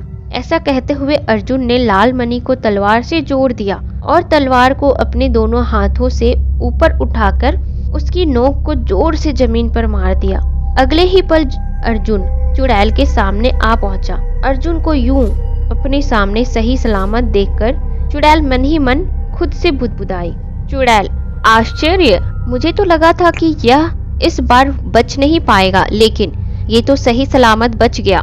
चुड़ैल अभी अपने ख्यालों में खोई ही हुई थी कि तभी अर्जुन ने धीमी आवाज में उससे सवाल पूछा, क्या आप मुझे बता सकती है कि इस तलवार और इस मनी में ऐसी क्या खास बात है? मैं जानना चाहता हूँ। अर्जुन का सवाल सुनते ही चुड़ैल को काफी गुस्सा आ गया और वो गुस्से में अर्जुन से बोली, मूर्ख, तुझे अपने दोस्तों की प्राण चाहिए या फिर ये सवालों का जवाब? बता जल्दी। अर्जुन, नहीं, मेरे दोस्तों को कुछ मत करना, मुझे किसी भी सवाल का जवाब नहीं चाहिए। हाँ, आप मुझे बताइए कि मुझे आगे क्या करना है। मैं अगले पड़ाव के लिए तैयार हूँ। चुड़ैल, बहुत अच्छे, बिल्कुल सही निर्णय लिया है तुमने। सुनो तो फिर, तुम्हें अब आगे क्या करना है? उस तलवार में जो लाल मणि जुड़ा हुआ है, उस मणि पर तुम्हें अपने रक्त की कुछ बूंदें छिड़कनी है। अर्जुन ने अगले ही पल ठीक वैसा ही किया। उसके ऐसा करते ही उस लालमणि के अंदर से एक तेज रोशनी बाहर निकली और अगले ही पल उस रोशनी ने खुद को शब्दों में परिवर्तित कर लिया। अर्जुन उन शब्दों को ध्यान से पढ़ने लगा। अर्जुन, मैं कभी नहीं था, लेकिन हमेशा रहूंगा। मुझे कभी किसी ने देखा नहीं और ना कभी कोई मुझे देख सकता, फिर भी मैं सबका भरोसा हूँ और मुझ पर भरोसा करके सारे लोग अपनी जिंदगी जीते हैं। बताओ मैं कौन हूँ? ये पहेली को पढ़कर अर्जुन धीमी आवाज में खुद से बुदबुदाया। भला ऐसा क्या हो सकता है जिस पर सभी लोग भरोसा करते हैं और अपनी जिंदगी जीते हैं? हे भगवान, हाँ, ईश्वर इस पहेली का जवाब हो सकता है। लोग किसी और पर भरोसा करे या ना करे, लेकिन ईश्वर पर भरोसा करते हैं। लेकिन इस दुनिया में ऐसे भी लोग हैं जो भगवान के अस्तित्व को नहीं मानते, फिर उनका तो भगवान पर भरोसा करने का सवाल ही नहीं उठता। अब अगर भगवान इस पहेली का जवाब नहीं हो सकता तो फिर क्या हो सकता है? अर्जुन अभी खुद के ख्यालों में खोया ही हुआ था कि तभी चुड़ैल उससे गहरी आवाज में कहती है, इस पहेली को सुलझाने के लिए तुम्हारे पास सिर्फ और सिर्फ 15 मिनट का समय है, और अगर 15 मिनट के अंदर तुमने इस पहेली का जवाब नहीं दिया तो तुम्हारा क्या हर्ष होगा, ये मुझे बताने की जरूरत नहीं है। चुड़ैल की इस दहाड़ सुनकर अर्जुन की तो जैसे पैरों तले जमीन ही खिसक गए। वो डर से कांप उठा। उसे तो लगा था कि पहेली को सुलझाने के लिए पहले की तरह आधे घंटे का वक्त मिलेगा, लेकिन इसे इस बार 15 मिनट का वक्त मिला था। अर्जुन डर की वजह से कभी चुड़ैल की तरफ देख रहा था तो कभी अपने हाथ में पकड़ी तलवार की तरफ। वह डरते रोते हुए ऊपर की ओर देखता है और फिर भगवान से प्रार्थना करता है, हे भगवान, मेरे नसीब में कल का सूरज लिखा है या नहीं? तूने कुछ तो मेरी मदद करो। अर्जुन अभी अपनी रोती हुई आवाज में भगवान से प्रार्थना कर ही रहा था कि तभी उसे अचानक उसके पहेली का जवाब मिल जाता है। वह 2 पल के लिए गहरी सोच में डूब जाता है और फिर अगले ही पल उसके चेहरे पर खुशी के भाव उतर जाते हैं और वह खुशी से उछलते हुए कहता है, मिल गया मुझे पहेली का जवाब। पहेली का जवाब है आने वाला कल। हाँ, उसे किसी ने नहीं देखा और ना कभी कोई उसे देख पाएगा, लेकिन वो है, हमेशा रहेगा और सब लोग अपने आने वाले कल पर भरोसा रख कर अपनी जिंदगी को जीते हैं। जवाब देने के बाद अर्जुन और चुड़ैल दोनों ने अपनी नजरें तलवार की ओर कर दी और उसे गौर से देखने लग गए। 2 पल वो दोनों यूं ही तलवार को घूरते रहे। तलवार में किसी भी तरह का कोई चहल पहल नहीं हो रहा था। यह देख चुड़ैल मन ही मन खुश हुई, लेकिन अपनी खुशी को छुपाते हुए वह गहरी आवाज में अर्जुन से बोली, बहुत अच्छे, तुमने खेल के दोनों पड़ावों को जीत लिया है, लेकिन अभी खेल का अंतिम पड़ाव शेष है और ये पड़ाव पहले 2 पड़ावों से कहीं अधिक कठिन है। खेल के इस पड़ाव को आज तक कोई पार नहीं कर सका है। खेल के इस अंतिम पड़ाव को पार करने के लिए तुम्हें उस जगह पर जाना होगा जहाँ पर साक्षात मौत के सौदागर रहते हैं। आज तक जो वहाँ गया है वो कभी जिंदा वापस लौटकर नहीं आया और आज तुम्हें भी वहीं जाना है। अर्जुन जैसे जैसे चुड़ैल की बातों को सुन रहा था वैसे वैसे उसकी माथे से पसीने छूट रहे थे। उस चुड़ैल ने आगे कहा, उस जगह का नाम है माया जंगल। ये जंगल अपने आप में एक बहुत बड़ा रहस्य है। ज्यादातर इंसानों को यह जंगल दिखाई भी नहीं देता और अगर कोई इंसान गलती से यहाँ चला जाए तो वो लौटकर कभी वापस नहीं आता। लेकिन तुम मेरी शक्तियों की मदद से उस जंगल देख पाओगे। मेरी शक्तियाँ तुम्हें उस जंगल की सीमा तक पहुँचा देंगी। तुम उस माया जाल में जाकर 2 आँख वाले पेड़ को ढूंढना। उस 2 आँख वाले पेड़ के ठीक नीचे एक दिव्य नीलमणि खड़ी होगी। तुम्हें वो नीलमणि वहाँ से बाहर निकालनी है और मणि मिल जाने के बाद उसे उस तलवार से जोड़ देना है। काम पूरा हो जाने के बाद तुम्हें तुरंत उस जंगल से बाहर आना है। जंगल के बाहर आते ही तुम उन मौत के सौदागारों से सुरक्षित हो जाओगे। फिर उसके बाद तुम उस तलवार की नोक को जोर से जमीन पर मार देना, जिससे तुम यहाँ वापस आ जाओगे। लेकिन एक बात खास ध्यान में रखना, उस जंगल में कदम कदम पर एक नई मौत लिखी हुई है, इसलिए काम इतना आसान ना होगा। कहो तो फिर तैयार हो? अर्जुन, हाँ मैं तैयार हूँ। अर्जुन ने अपनी कांपती आवाज में चुड़ैल से कहा। चुड़ैल, ठीक है तो फिर तैयार हो जाओ। क्लीम हीम स्वाहा, क्लीम हीम स्वाहा, क्लीम हीम स्वाहा आफू मंत्रों का जाप करते हुए चुड़ैल ने अपना एक हाथ अर्जुन के सर के ऊपर घुमाया और चुड़ैल के ऐसा करते ही अगले ही पल अर्जुन वहां से हवा हो गया। अर्जुन ने जब अपनी आंखें खोली तो उसने अपने आप को जंगल की सीमा पर खड़ा पाया। उसने अपने एक हाथ में जलती हुई मशाल को थामा हुआ था और दूसरे हाथ में तलवार को।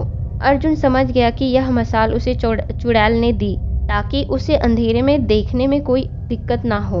अर्जुन मशाल के उजाले को आगे कर अपने चारों ओर देखने लगा।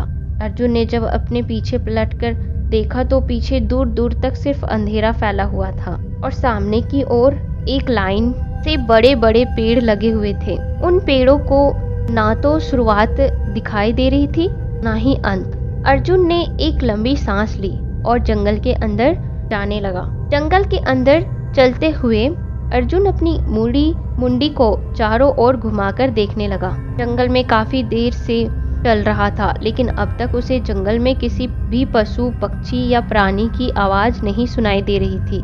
यहाँ तक कि पत्तों के सरसराहट की आवाज भी नहीं आ रही थी। अर्जुन को ये सब काफी अजीब लग रहा था। चारों ओर एक अजीब सा रहस्यमयी सन्नाटा पसरा हुआ था। जंगल के इस अजीब सी सन्नाटे को देख ऐसा लग रहा था मानो जैसे ये मौत पहले से ही इंतजार कर रही हो। अर्जुन, ये जंगल तो बड़ा ही विचित्र है। पेड़ का एक पत्ता तक नहीं हिल रहा। अर्जुन ने डरते हुए खुद से कहा। डरते सहमते हुए अर्जुन जंगल के अंदर चला जा रहा था। चलते चलते अर्जुन जंगल के काफी अंदर तक चला आ चुका था, लेकिन उसे अब भी वो 2 आंख वाली पेड़ कहीं दिखाई नहीं दे रही थी। वो जंगल के अंदर जाने लगा। थोड़ी देर बाद चलते हुए अर्जुन के एक पेड़ के बगल से गुजरा। जैसे ही अर्जुन उस पेड़ के बगल से गुजरता है, अचानक से उस पेड़ के पत्तों में तेजी से हलचल शुरू हो जाती है। अचानक से पत्तों की सरसराहट की आवाज होने लगती है। आवाज को सुनते ही अर्जुन के पैर चलते चलते रुक जाते हैं और वह मन ही मन सोचने लगता है, ये क्या हो रहा है? अब तक तो कोई आवाज नहीं आ रही थी, फिर अचानक से पत्तों की इतनी तेज सरसराहट की आवाज कहाँ से आने लगी? अर्जुन घबराते हुए खुद से कहता है और धीरे से पीछे मुड़कर पेड़ को देखने लगता है। जैसे ही वो पीछे मुड़कर देखता है तो अपने सामने का नजारा देख उसकी आंखें बड़ी हो जाती है। उसका मुंह खुला का खुला रह जाता है। अब तक जिस पेड़ का एक पत्ता तक नहीं हिल रहा था, अचानक से उस पेड़ के पत्ते और डालियां बिना हवा के जोर जोर से हिले जा रही थी। अर्जुन को ये समझ में नहीं आ रहा था कि आखिर ये क्या हो रहा है। उसे किसी खतरे का आभास हो रहा था, इसलिए उसने वहां से जल्दी से निकल जाने का फैसला किया और वो तेजी से अपने कदम बढ़ाते हुए उस पेड़ से दूर जाने लगा। लेकिन वो जिस पेड़ के बगल से गुजर रहा था, अचानक से उस पेड़ में तेजी से हलचल शुरू हो रही थी। उस पेड़ की डालियां और पत्ते जोर जोर से हिल रहे थे। ऐसा लग रहा था मानो जैसे कोई एक पेड़ से दूसरे पेड़ पर छलांग मारकर उसका पीछा कर रहा हो। डर के मारे अर्जुन के माथे से पसीने की बूंदें टपकने लगी। उसकी धड़कनें काफी तेज हो गई। वह जल्दी जल्दी अपने कदम आगे बढ़ाते हुए वहां से दूर जाने लगा। अर्जुन, पता नहीं इस बार कौन सी मुसीबत है यहाँ पर। कब मुझे वो 2 आंखें वाली पेड़ मिलेगी और कब से इस जंगल से बाहर जाऊंगा। अर्जुन अभी तेजी से चल ही रहा था कि तभी चलते चलते अचानक उसके पैर एक जगह पर आकर रुक जाते हैं। रुककर वो अपने चारों तरफ हैरानी से देखने लगता है। उसके आसपास का नजारा अचानक से बदलने लगा था। जंगल में चारों तरफ एक अजीब सा धुआं फैल रहा था। धुएं की वजह से उसे आगे का कुछ भी साफ साफ दिखाई नहीं दे रहा था। उसने तेजी से अपने हाथों की मदद से धुएं को हटाकर सामने देखने की कोशिश की। तभी अचानक दूर पर उसे कोई चीज चमकती हुई नजर आई। अर्जुन ने जैसे ही उस चीज की ओर देखा तो तेजी से धुएं को चीरते हुए उस चीज की ओर बढ़ने लगा। अब वो चीज उससे केवल 40 मीटर की दूरी पर रह गई थी। इतनी दूर से अर्जुन को वो चीज किसी आंख की सेब की तरह दिख रही थी। चलते हुए अर्जुन अब ठीक उस 2 आंख वाले पेड़ के पास पहुंच गया। हाँ, बस उस पेड़ की दोनों चमकीली आंखें उसे साफ साफ दिखाई दे रही थी। मसाल के उजाले में वह विशालकाय पेड़ और उसके ऊपर लगी हुई बड़ी सी नीली आंखें उसे साफ दिखाई दे रही थी। अर्जुन ध्यान से उस अजीब से पेड़ को देखने लगा। उस पेड़ की ऊंचाई का तो कोई अंत ही नहीं था। उस पेड़ की चौड़ाई लगभग 10 फीट थी। इस पेड़ पर जो 2 आंखें लगी थी, वो दोनों आंखें 3 फीट चौड़ी और 2 फीट लंबी थी। इस पेड़ की आंखों के बॉर्डर से नीले रंग के प्रकाश बाहर की ओर निकल रहा था। अर्जुन ने अब तक जितने भी पेड़ इस जंगल में देखे थे, उन सभी में ये पेड़ सबसे अलग था। अर्जुन को उस पेड़ को देखकर ऐसा लग रहा था मानो जैसे यह पेड़ इस पूरे जंगल का राजा हो और ये सारे पेड़ इसके गुलाम हो। अर्जुन, कितना भयानक है ये पेड़ और इसकी आंखों को देखकर तो ऐसा लग रहा है मानो जैसे कि ये अभी नींद से जाग उठेगा। और अगर ऐसा सच में हो गया तो अब तो पता नहीं मेरा क्या हो जाएगा। मुझे जल्दी से मणि को लेकर यहाँ से बाहर निकलना होगा। 3 बजने में अब सिर्फ 1 घंटे रह गया है। यह कहते हुए अर्जुन नीचे जमीन पर अपने घुटने पर बैठ जाता है और अपने हाथों में पकड़ी मसाल को पेड़ के बाईं तरफ गाड़कर अपने दोनों हाथों से पेड़ के नीचे गड्ढा खोदने शुरू कर देता है। थोड़ी देर तक गड्ढा खोदने के बाद अर्जुन देखता है कि उस गड्ढे से नीले रंग की रोशनी बाहर निकल रही है। अर्जुन बोलता है, शायद यही वो नील मणि है। यह कहते हुए अर्जुन मणि के आसपास की मिट्टी को पूरी तरह से हटा देता है। अब अर्जुन को वो मणि साफ दिखाई दे रही थी। नील मणि की रोशनी सीधा अर्जुन के चेहरे पर आ रहा था। मणि को देखकर अर्जुन के चेहरे पर प्रसन्नता के भाव उभर आए। उसने अपना एक हाथ मणि को उठाने के लिए आगे बढ़ाया ही था कि तभी पेड़ की डाली का एक जोरदार प्रहार उसके छाती पर आकर लगता है और वो हवा में उड़ते हुए दूर जाकर धड़ाम से नीचे गिर जाता है। जमीन पर गिरते ही अर्जुन दर्द से कराह उठता है। उसके मुंह से खून निकलना शुरू हो जाता है। अर्जुन बोलता है, ये क्या था? दर्द से कराहते हुए अर्जुन अपने आप से कहता है और अपनी जगह से उठ के खड़े होने की कोशिश करता है, लेकिन वह दोबारा से नीचे गिर जाता है। गिरते समय उसे अपने हड्डियों में से चरमराने आवाज सुनाई देती है। उसे काफी गंभीर चोटें पहुंचती है, जिस वजह से वो आकर भी अपनी जगह से उठ खड़ा नहीं हो पा रहा था। जमीन पर लेटे हुए ही उसने अपने सर को ऊपर करते हुए सामने देखने की कोशिश की। सामने का नजारा देखकर अर्जुन की आंखें हैरानी से खुली की खुली रह गई। उस 2 आंख वाले पेड़ की डालियां हवा में लहरा रही थी और उस पेड़ की दोनों आंखें अब खुल चुकी थी और वो आंखें अर्जुन को घूर रही थी। ये देखकर अर्जुन के तो रोंगटे खड़े हो गए। डर से उसके हाथ और पैर कांपने लगे। डर के मारे वह खुद से बुदबुदाने लगा, अर्जुन, ये पेड़ तो सच में जिंदा हो गया। अब मैं क्या करूं? मेरे पास तो मेरी तलवार भी नहीं है। कैसे इस पेड़ से लड़ूं? अर्जुन इस वक्त जमीन पर लेटकर दर्द से करा रहा था और खुद से सवाल किए जा रहा था। बस वो जिस पेड़ के नीचे लेटकर दर्द से करा रहा था, अचानक से उस पेड़ में भी हलचल शुरू होना स्टार्ट हो गया। उस पेड़ की डालियों में से जोर से कड़कड़ाने की आवाज आने लग गई। उस आवाज को सुनकर अर्जुन सतर्क हो गया और पीछे मुड़कर पेड़ की तरफ देखने लगा। पेड़ में होती हलचल को देखकर वह डर गया और खुद से बुदबुदाया, नहीं, इस पेड़ में भी तो जान नहीं आ गई ना। मुझे कुछ करना होगा। मुझे जल्दी से उस तलवार तक पहुंचना होगा। अर्जुन अभी अपनी जगह से उठ खड़ा हो ही रहा था कि तभी पेड़ की डाली एक जोरदार प्रहार अर्जुन के सीने पर आकर लगता है। अर्जुन दोबारा से हवा में उड़ता हुआ दूर जाकर धड़ाम से नीचे गिर जाता है। अर्जुन दोबारा से उठ खड़ा होने की कोशिश करता, लेकिन दोबारा से किसी पेड़ की डाली उस पर जोरदार से प्रहार करती है और हवा में उछालकर उसे नीचे फेंक देती है। जंगल के सारे पेड़ उसे यहाँ से वहाँ, वहाँ से यहाँ ऐसे उछालकर फेंक रहे थे मानो जैसे वो कोई गेंद हो। धड़ाम धड़ाम धड़ाम। अर्जुन, कुछ सोच अर्जुन, कुछ सोच। तेरा शरीर और सहन करने लायक नहीं बचा है। अगर अब 4 बार और इन्होंने तुझे हवा में उछाल दिया तब तो तेरा मरना तय है। लेकिन मैं करूँ भी तो करूँ क्या? मुझे तो ये पेड़ उठ खड़े होने का भी मौका नहीं दे रहे हैं। फिर कैसे पहुँचूँ मैं उस तलवार तक? हाँ, मैं एक काम कर सकता हूँ। अब वैसे भी मेरे पास कोई दूसरा रास्ता भी नहीं बचा है। मुझे यही करना होगा। अर्जुन अभी अपने दिमाग में कोई युक्ति सोच ही रहा था कि तभी दोबारा से एक पेड़ की डाली उस पर जोरदार प्रहार कर उसे हवा में उछाल देती है। अर्जुन दोबारा से दूर जाकर धड़ाम से नीचे गिर जाता है। किसी तरह संभलते हुए वो जब अपनी नजरों को चारों ओर घुमाता है तो वो देखता है कि उसके आसपास के सारे पेड़ पौधे जोर जोर से हिल रहे थे। वह इस तरह से हिल रहे थे मानो जैसे वह अर्जुन के ऊपर हंस रहे हो। उन पेड़ों को इस तरह अपने ऊपर हंसते हुए देखकर अर्जुन को गुस्सा आने लगा।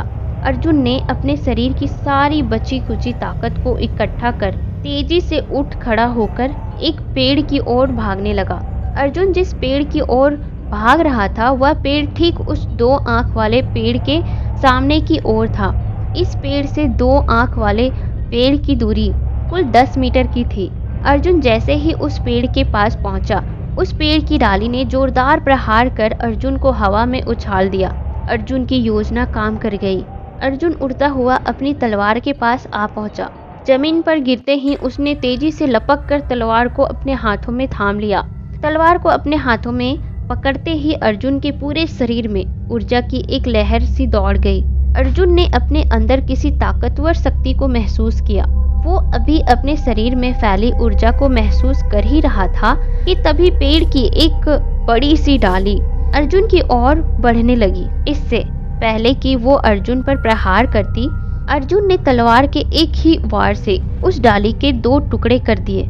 उसके बाद अर्जुन ने तेजी से उस नीलमणि को गड्ढे से बाहर निकाला और उसे अपने मुट्ठी में कस कर पकड़ लिया और जंगल के बाहर तेजी से भागने लगा। भागते समय कई सारी पेड़ की डालियां उस पर अपना वार कर उसे रोक रही थी, उसे जकड़ने की कोशिश कर रही थी, लेकिन हर बार अर्जुन अपनी तलवार से उनके वार को रोक रहा था।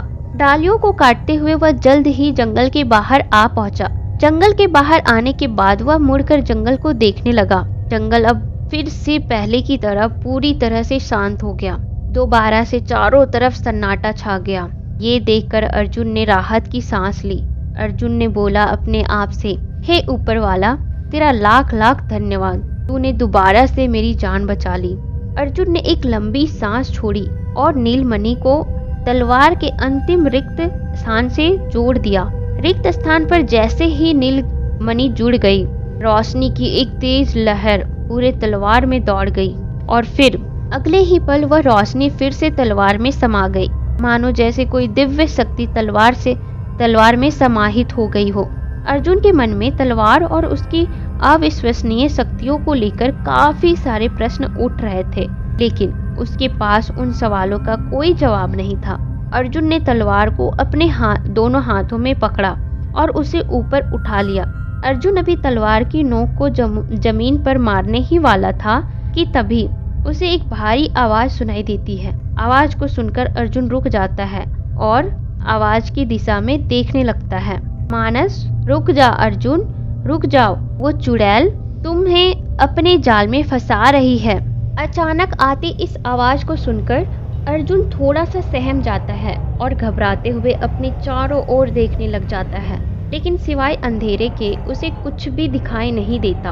अर्जुन कौन हो, कौन है यहाँ पर? अर्जुन अपने चारों ओर देखते हुए अपनी कांपती हुई आवाज में पूछता है कि तभी अचानक से उसके सामने एक काली आकृति आकर खड़ी हो जाती है।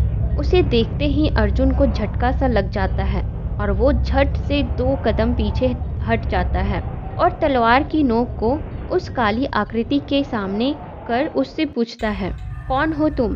देखो आगे मत बढ़ना, वरना मैं इस तलवार से तुम्हारी जान ले लूंगा। इस पर वो काली आकृति अर्जुन से कहती है, डरो मत, मैं तुम्हें कोई हानि नहीं पहुंचाऊंगा, बल्कि मैं तो तुम्हारी यहाँ मदद करने आया हूँ। अर्जुन, मदद? कैसी मदद? और हो कौन तुम? मेरा नाम मानसनाथ है। मैं तुम्हें यहाँ उस चुड़ैल के खूनी इरादों से आगाह करने आया हूँ। उस खूनी चुड़ैल और इस भैरवी तलवार के बारे में मैं तुम्हें कुछ बताने आया हूँ।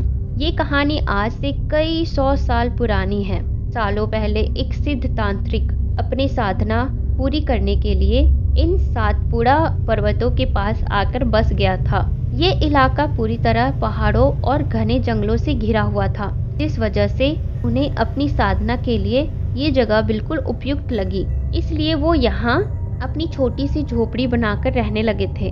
आज जिस जगह पर तुम्हारा बंगलो है, ठीक उसी जगह पर एक समय में उस तांत्रिक की झोपड़ी हुआ करती थी। अर्जुन ने अपनी तलवार को नीचे कर दिया और गौर से मानसनाथ की बातें सुनने लगा। मानसनाथ ने आगे कहा, वो तांत्रिक हर रात अपनी साधना में लीन रहता था। उस तांत्रिक के पास कई सारी चमत्कारी शक्तियां थी, जिनसे प्रभावित होकर आसपास के गांव वाले हमेशा उनके पास अपनी समस्या को लेकर आया करते थे और तांत्रिक बिना किसी फल की अपेक्षा किए अपनी शक्तियों से हमेशा उन लोगों की मदद किया करता था। उनकी शक्तियों से प्रभावित होकर एक दिन एक 20-22 वर्ष की सुंदर युवती उनकी कुटिया के पास आई और उनका दरवाजा खटखटाने लगी। तांत्रिक ने जब दरवाजा खोला और उस सुंदर युवती को देखा तो वो बस उसे देखता ही रह गया। उस युवती के खुले हुए बाल के कमर तक आ रहे थे कि नाजुक गुलाबी होंठ किसी गुलाब की पंखुड़ियों की भांति थे। उसकी नीली आंखें किसी शराब की तरह नशीली थी। उसके उभरे हुए वक्ष किसी भी पुरुष को अपनी ओर आकर्षित करने के लिए पर्याप्त थे। उसकी काली साड़ी उसके गोरे बदन पर बेहद खूबसूरत दिख रही थी। उसका सौंदर्य किसी अप्सरा से कम नहीं था। उसे देखकर तांत्रिक तो जैसे अपना सुध बुध खो ही गया था। कुटिया के अंदर आते ही उस युवती ने अपने दोनों हाथ जोड़कर तांत्रिक को अपनी सेविका बना लेने के लिए आग्रह की। तांत्रिक तो पहले ही उस युवती की सुंदरता पर मोहित हो चुका था, तो उसने तुरंत उसे हाँ कह दिया और उसे अपनी सेविका बना लिया, बगैर ये जाने कि वो कौन है और एक तांत्रिक की सेविका बनने के पीछे उसका क्या उद्देश्य हो सकता है। अर्जुन, जो अब तक ध्यान से मानसनाथ की बात सुन रहा था, वह फटाक से बीच में बोल पड़ा, अच्छा फिर क्या था उस युवती का उद्देश्य? कौन थी वो? अर्जुन की बात सुनकर मानसनाथ आगे बोला, उस युवती का इस दुनिया में कोई नहीं था।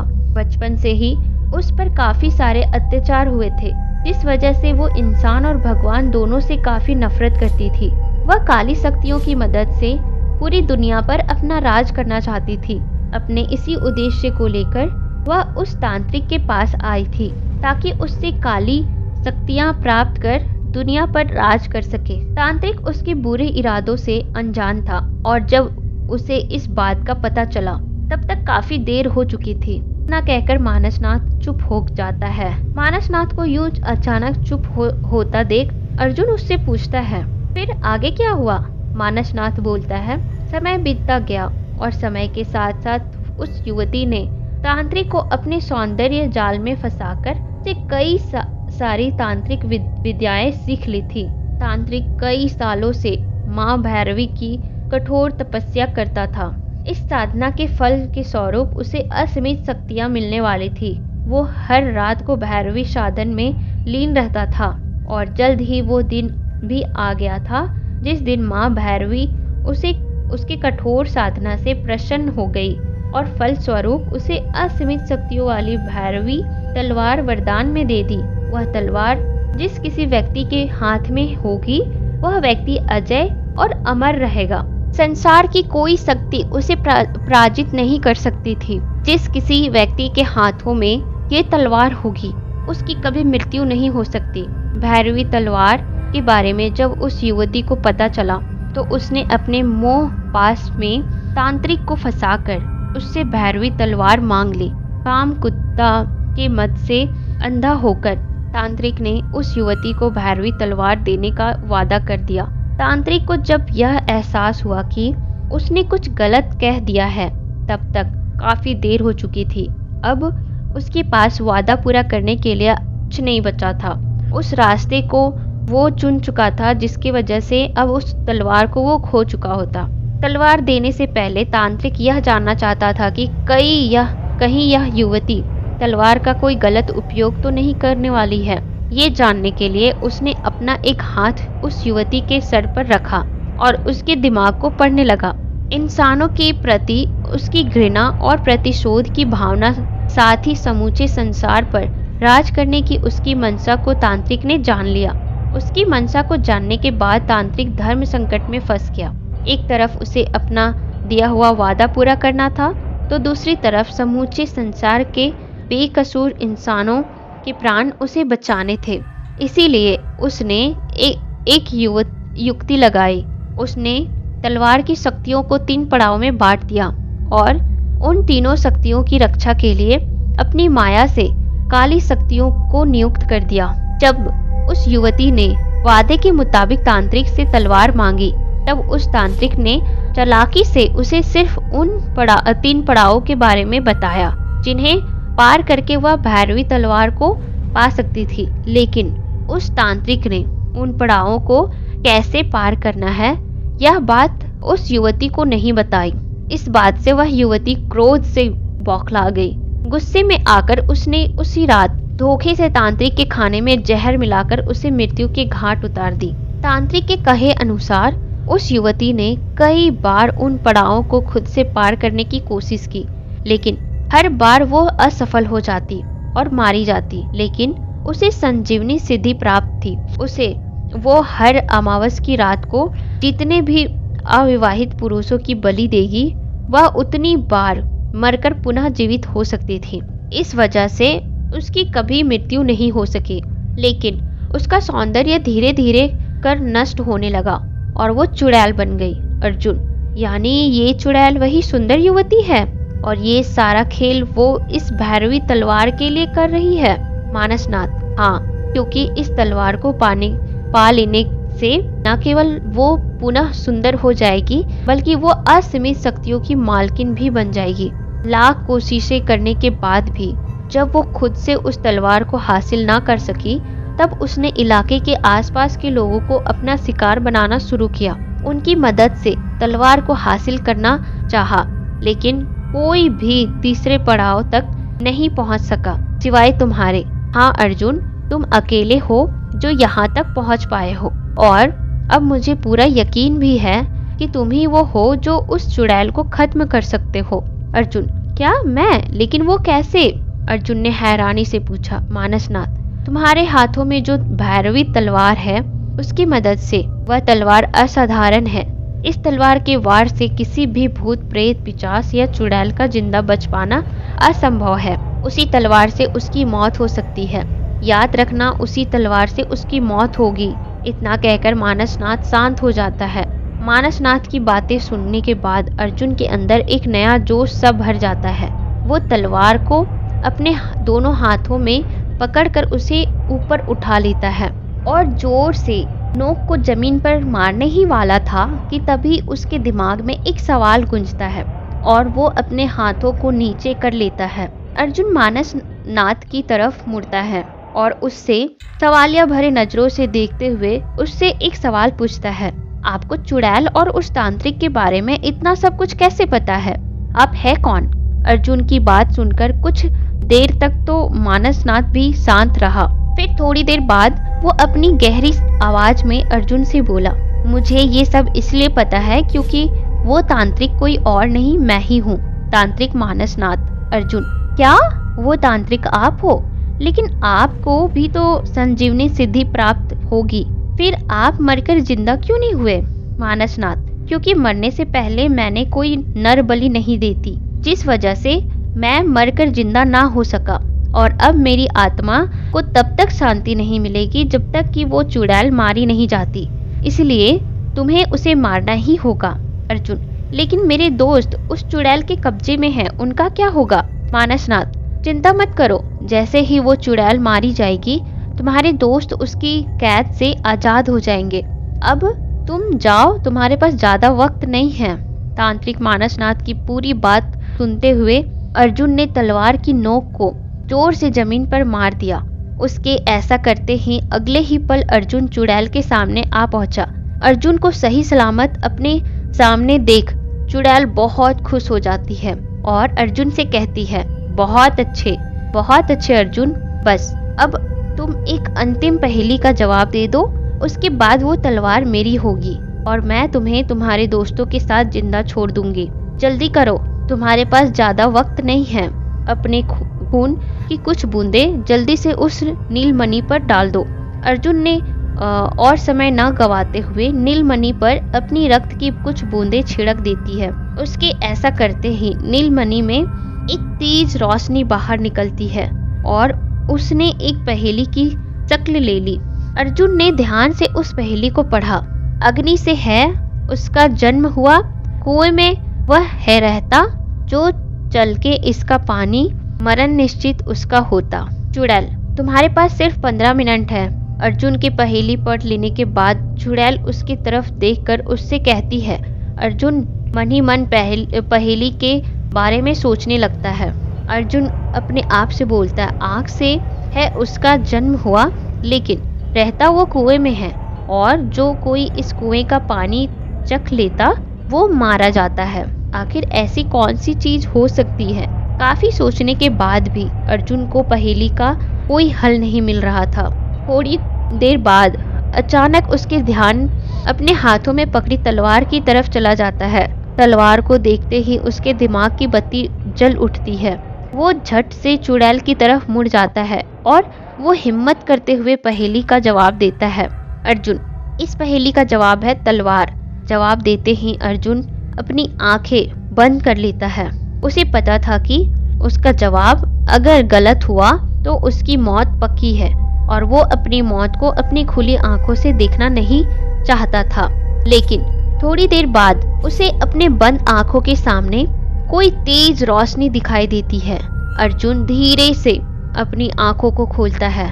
सामने का नजारा देख अर्जुन हैरान रह जाता है। वह हैरानी से तलवार को देखे जा रहा था। भैरव तलवार में ऊर्जा की एक लहर सी दौड़ रही थी। पूरी भैरव तलवार प्रचंड रोशनी से जगमगा रही थी। तलवार की चमक से कमरे के चारों तरफ प्रचंड उजाला फैल गया था।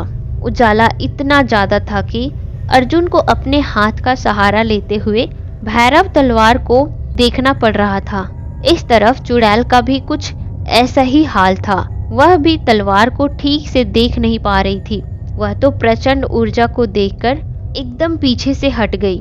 थोड़ी देर बाद तलवार से निकली हुई दिव्य रोशनी पुनः तलवार में समा गई और फिर सब नॉर्मल हो गया। सब कुछ नॉर्मल होता देख चुड़ैल खुश होकर जोर जोर से हंसने लग जाती है और बोलती है, आज सालों पुराना मेरा सपना पूरा हो गया। हा हा हा हा। यह कहते हुए वह तलवार लेने के लिए अर्जुन की ओर बढ़ जाती है। चुड़ैल, लाओ अर्जुन, दे दो मुझे वो तलवार। मैं बहुत इंतजार की हूँ इस तलवार के लिए, अब और इंतजार नहीं कर सकती, लाओ मुझे दो वो तलवार।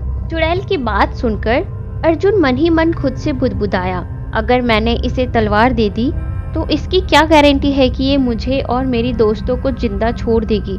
इसने तो इस तलवार को पाने के लिए अनगिनत लोगों की जान ली है, तो फिर ये हमें क्यों छोड़ेगी। नहीं अर्जुन, इस पर भरोसा मत करना, इसे तलवार मत देना। अपने आप को समझाते हुए अर्जुन चुड़ैल की तरफ आगे बढ़ने लगा। चुड़ैल के नजदीक पहुंचने के बाद उसने तलवार को चुड़ैल की तरफ बढ़ा दिया। चुड़ैल आगे आकर तलवार को अपने हाथों में पकड़ने ही वाली थी कि तभी अर्जुन ने तेजी से तलवार को पीछे खींच लिया और फिर पूरी ताकत से तलवार को चुड़ैल के पेट में घुसेड़ दिया।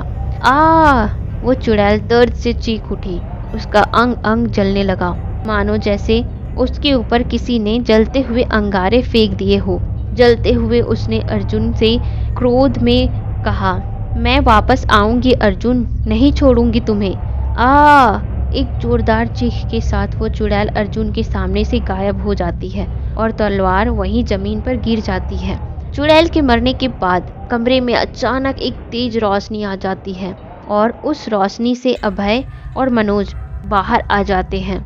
अभय और मनोज को सही सलामत देखकर अर्जुन खुश हो जाता है। अर्जुन कहता है, मनोज, अभय, तुम दोनों ठीक तो हो? अभय, हाँ यार, हम तो ठीक है, लेकिन वो चुड़ैल, वो कहाँ गई? अर्जुन, वो चुड़ैल मारी गई, मैंने उसे मार दिया। जिस तलवार को पाने के लिए उसने हजारों लोगों की जान दी है, उसी तलवार से मैंने उसका काम तमाम कर दिया। मनोज और अभय को भैरवी तलवार और चुड़ैल के खूनी खेल के बारे में कुछ पता नहीं होता, इसीलिए मनोज हैरानी से अर्जुन से तलवार के बारे में पूछता है। क्या तलवार? कौन सी तलवार? अर्जुन, भैरवी तलवार, वो रही वो तलवार। अरे कहाँ गई वो तलवार? अर्जुन तलवार की तरफ इशारा करते हुए कहता है, लेकिन उसे वहाँ तलवार कहीं दिखाई नहीं देता है।